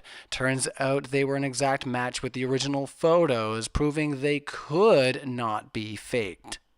No, that's not the case. I was invited to take part in that NVIDIA production. But because I was required to sign an NDA, non-disclosure agreement, because they were going to explain about some of their new technology, I decided to back out. So I didn't actually take part in it. I knew what they were doing, And one of the key points of that NVIDIA film was that they were very reluctant to tell anybody right, what the RGB, red, green, blue levels were that they used from the lunar surface. And it eventually came out that they were using it at 40%. I do need to cut you off. We do need to try to move on, unless Mike, Okay. you want to push in and make any commentary? Nope. No? Okay. We'll try to move through because, yeah, we do have quite a few super chats, and yeah, we did go long. Mike's running out of time, so sorry about that, guys. Nominal says 27 human beings travel 238,000 miles from Earth, 1969 to 1972. 0 humans beings travel beyond LEO. 1973, 2024. It's science. If you believe it, it's science, yes. If you choose not to believe it, because the problems humans, us delicate little creatures, would have traveling beyond the Van Allen radiation belts into the vacuum of space with no visible protection, then you can believe what you like. I choose not to, for reasons I hope I've been able to explain. All right. Even James Van Allen said that traveling beyond the belts was going to be a problem for space travel. No, he didn't. Yes, he did. Read his letter. It is original. And they let's they let did Mike have in here. We have given you the floor for quite a while. Yeah, they had shielding. No, they didn't. Not enough. Sorry. Am I being restrictive again? Go on, shut me up, Ryan, if I talk too much.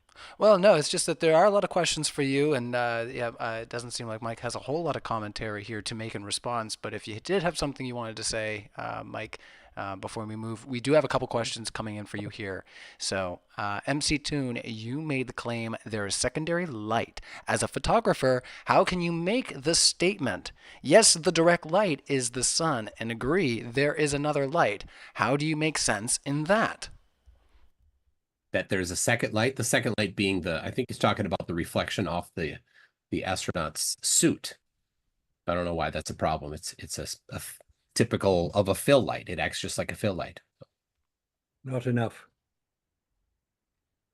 No math presented for that.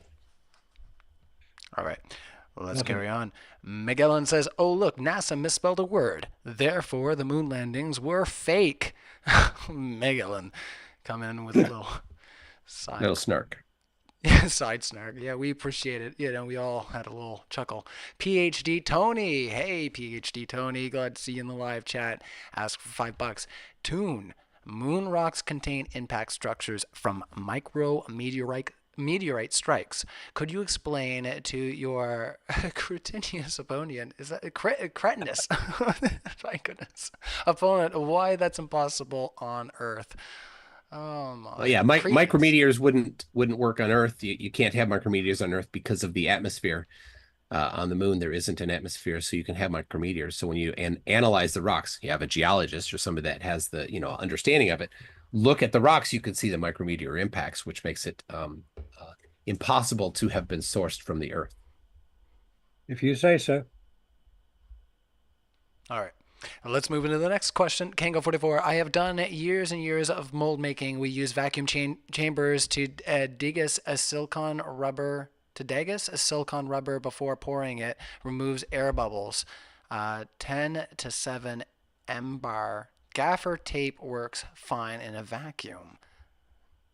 I'm not sure if there's some typos here, so I'm sorry if you need me to reread that. You've got to compare apples to apples. So what level of vacuum?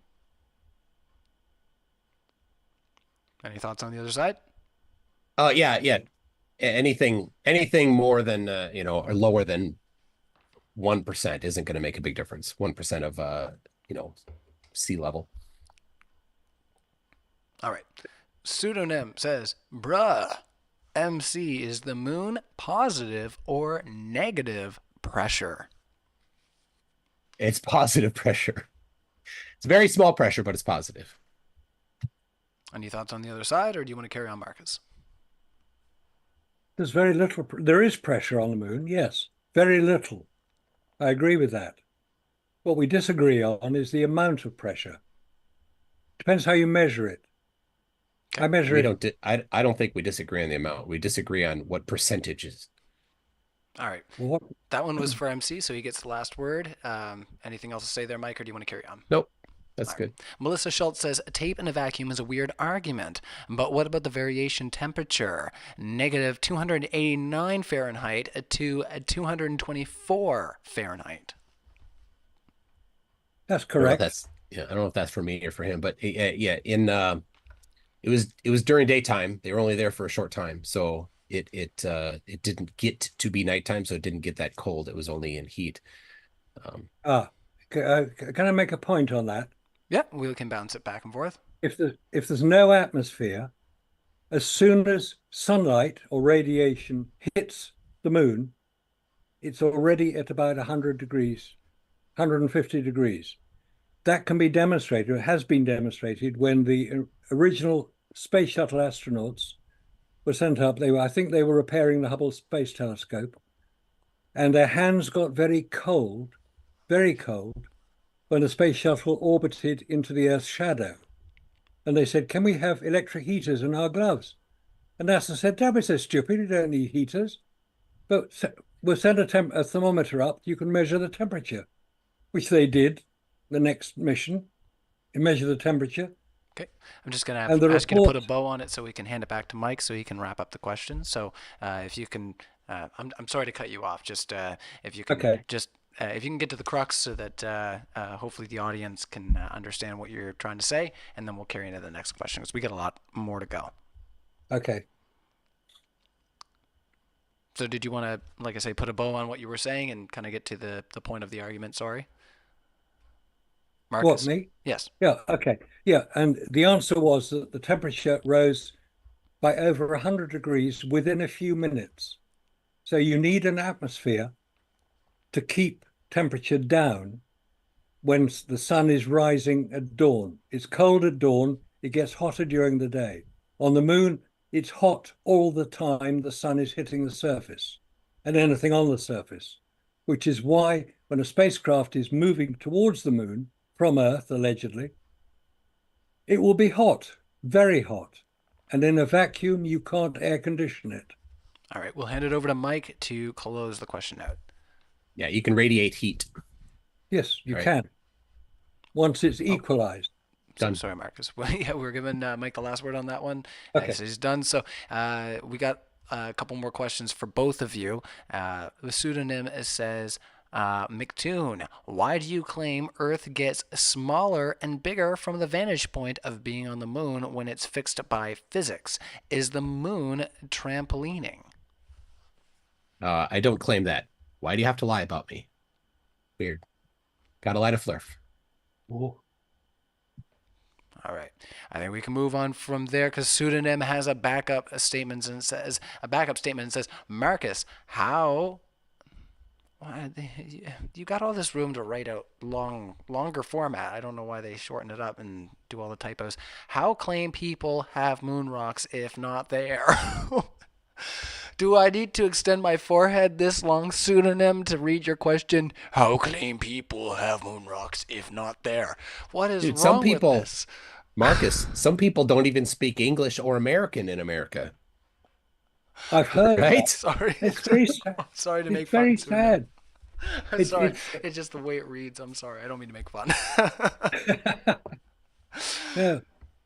Some people don't speak English in England either. Yeah. Gateshead, they don't. No. All right. But we all understand it.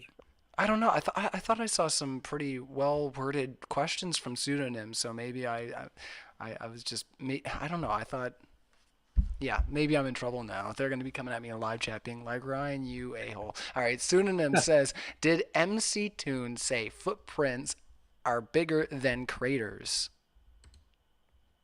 What? Oh, wow. That guy's crazy. Dude, lay off the weed. Whatever it is that you're smoking or injecting, stop it. It's not helping you. Holy cow. You just unloaded the cannon on them. Well, there's nothing wrong with weed. Now what's going on over there? Yeah, it's probably something much stronger and illegal. Oh, there you go. Yeah, I was gonna say, you gotta save us. I'm Canadian. I can't stress this enough, right? sensitive. All right. So, pseudonym, thank you for your questions. Josh Garver says, MCToon has my vote. Disgusting performance from the other side. Ooh, Josh Garver not making friends tonight. Mr. E-Man says, can MCToon name the location of the 3 parabolic radio receivers used in Australia during the Apollo 11 mission? Ooh, what a few all of them questions in going. Australia? There was, well, yeah, it was in Canberra. I don't know if there's what other ones were in Australia. There were 2 in Australia. Yeah, there's one in Spain, one in California. Yeah, that's right. And there were some ships as well. But Russia didn't have any. So they had to use the UK radio astronomy site at Jodrell Bank. Are we all in agreement? Yeah. Oh, I don't wow. know. It's not a trick question. I think it was just an informative question. Yeah. I need that. So. I need that big banner to come Oh, up on the says, screen, you know. Parks and Honeysuckle Creek is what we're saying in the chat here. And it was the film The Dish that featured those.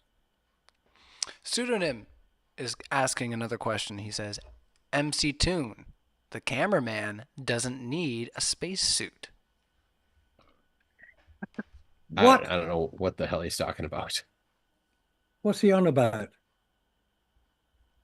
I think so, Marcus. I think this guy's a flatty, and I'm just guessing. I'm not familiar with him, but he's acting like one.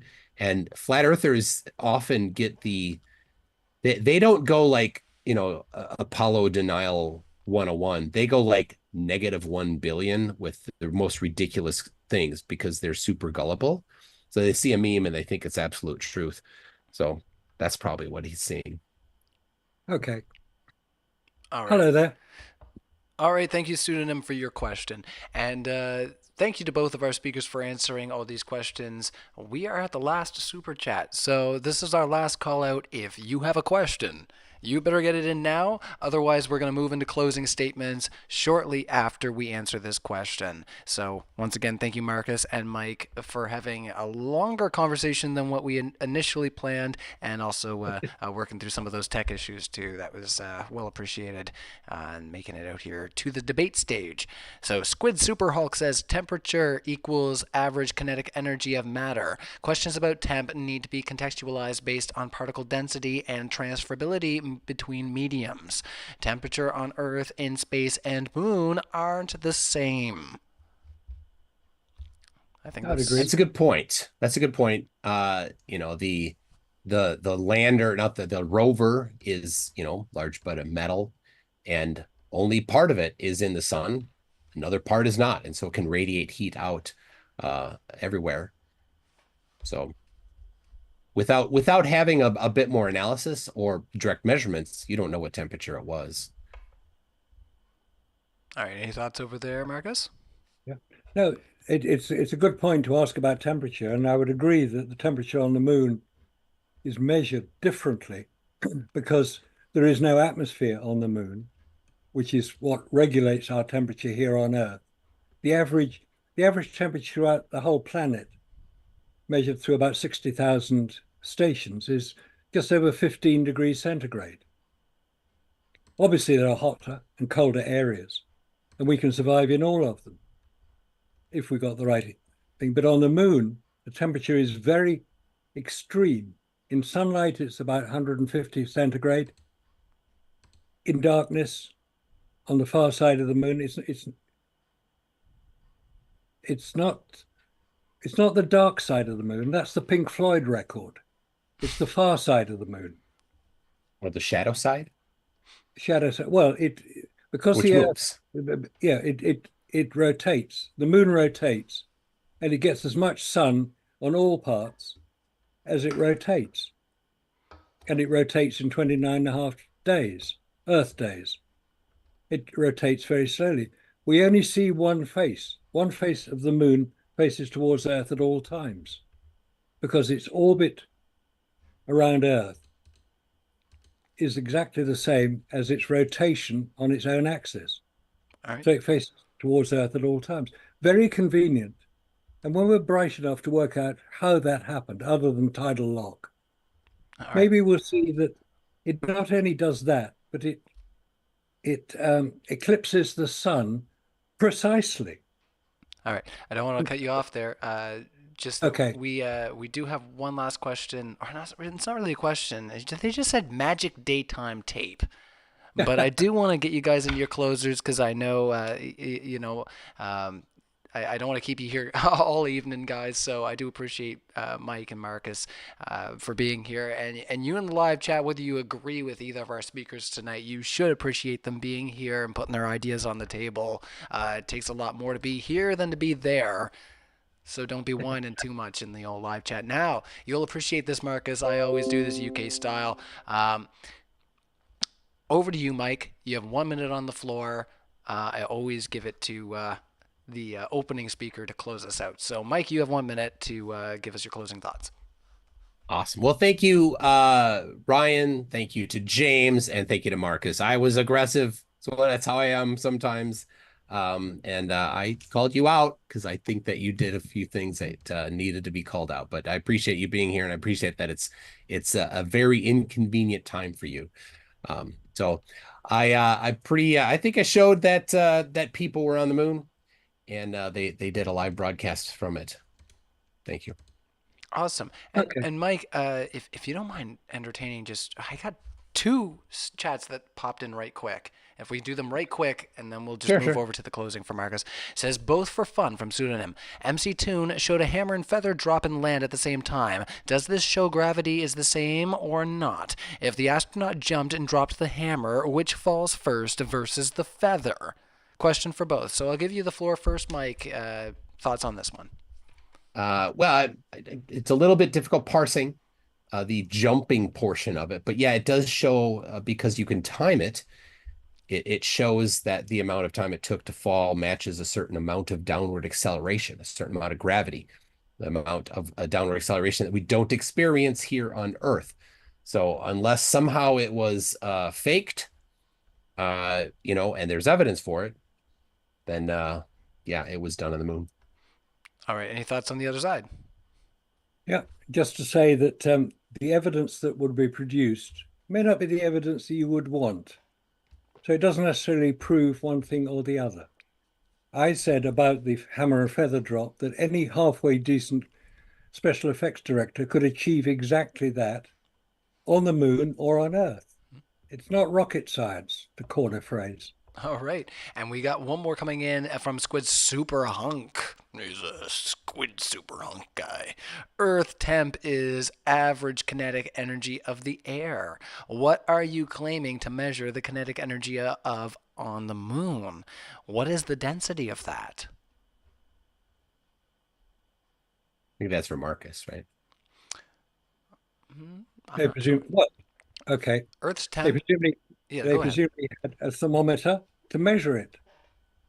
I mean, you can measure direct sunlight. When we quote a temperature here on Earth, it's normally in the shade. It's not in direct sunlight. On the moon, if you measure it in direct sunlight, it will be quite hot. If you use an Earth-created thermometer.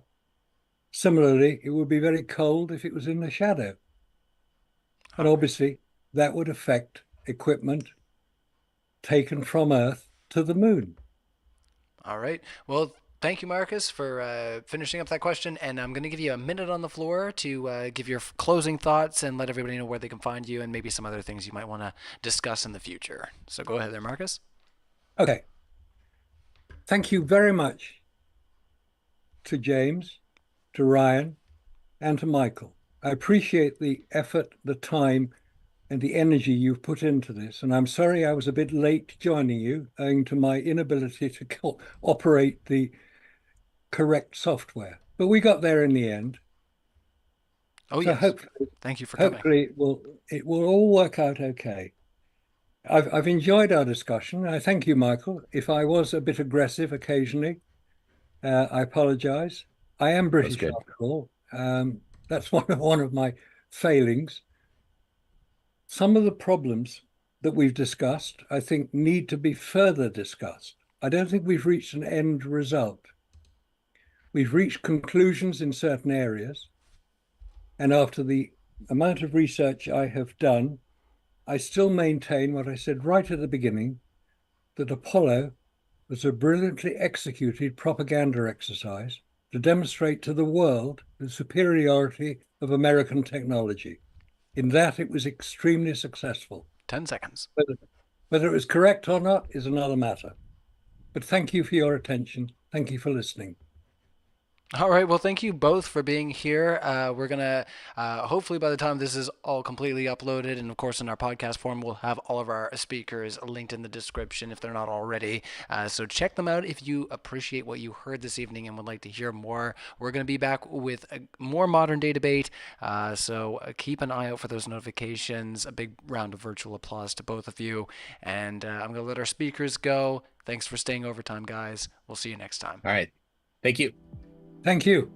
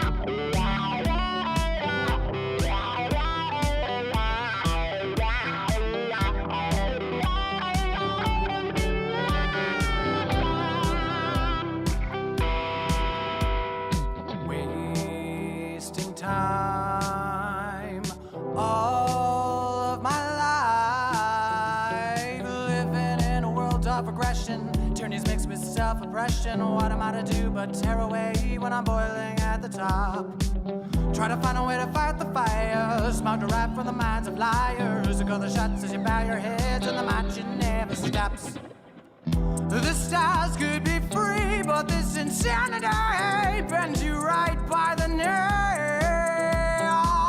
Running in circles now for something that can't be found. And I bet as you hit the wall, the rain starts to fall. You can run away, sing a tune that's true. I'll be beside you.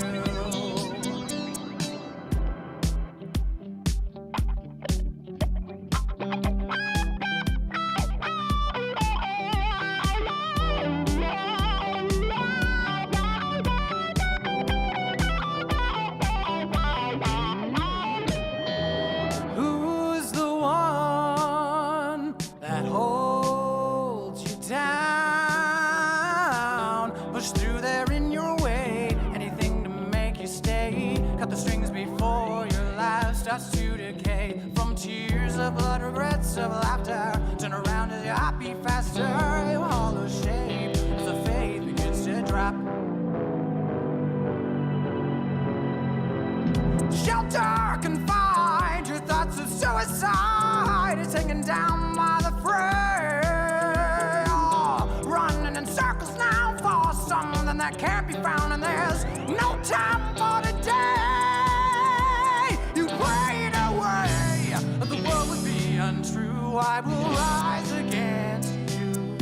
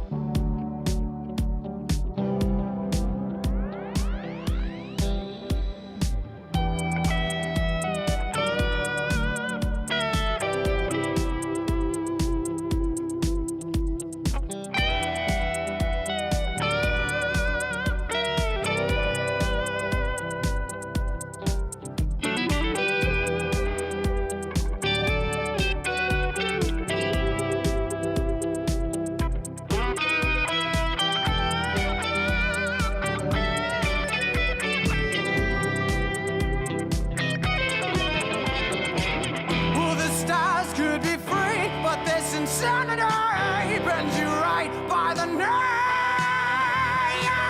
Running in circles now for something that can't be found. Out of breath, smashed the wall, the water consumed all. You prayed away that the world would be untrue as it rose against you.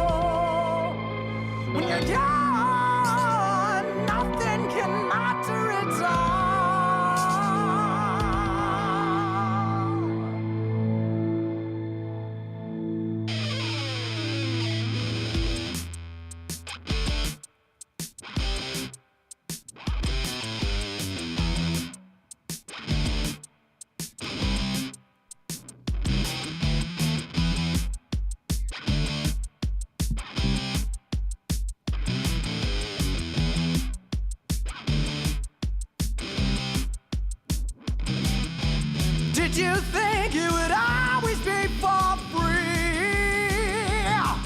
Now sit back, watch it burn, burn, burn free.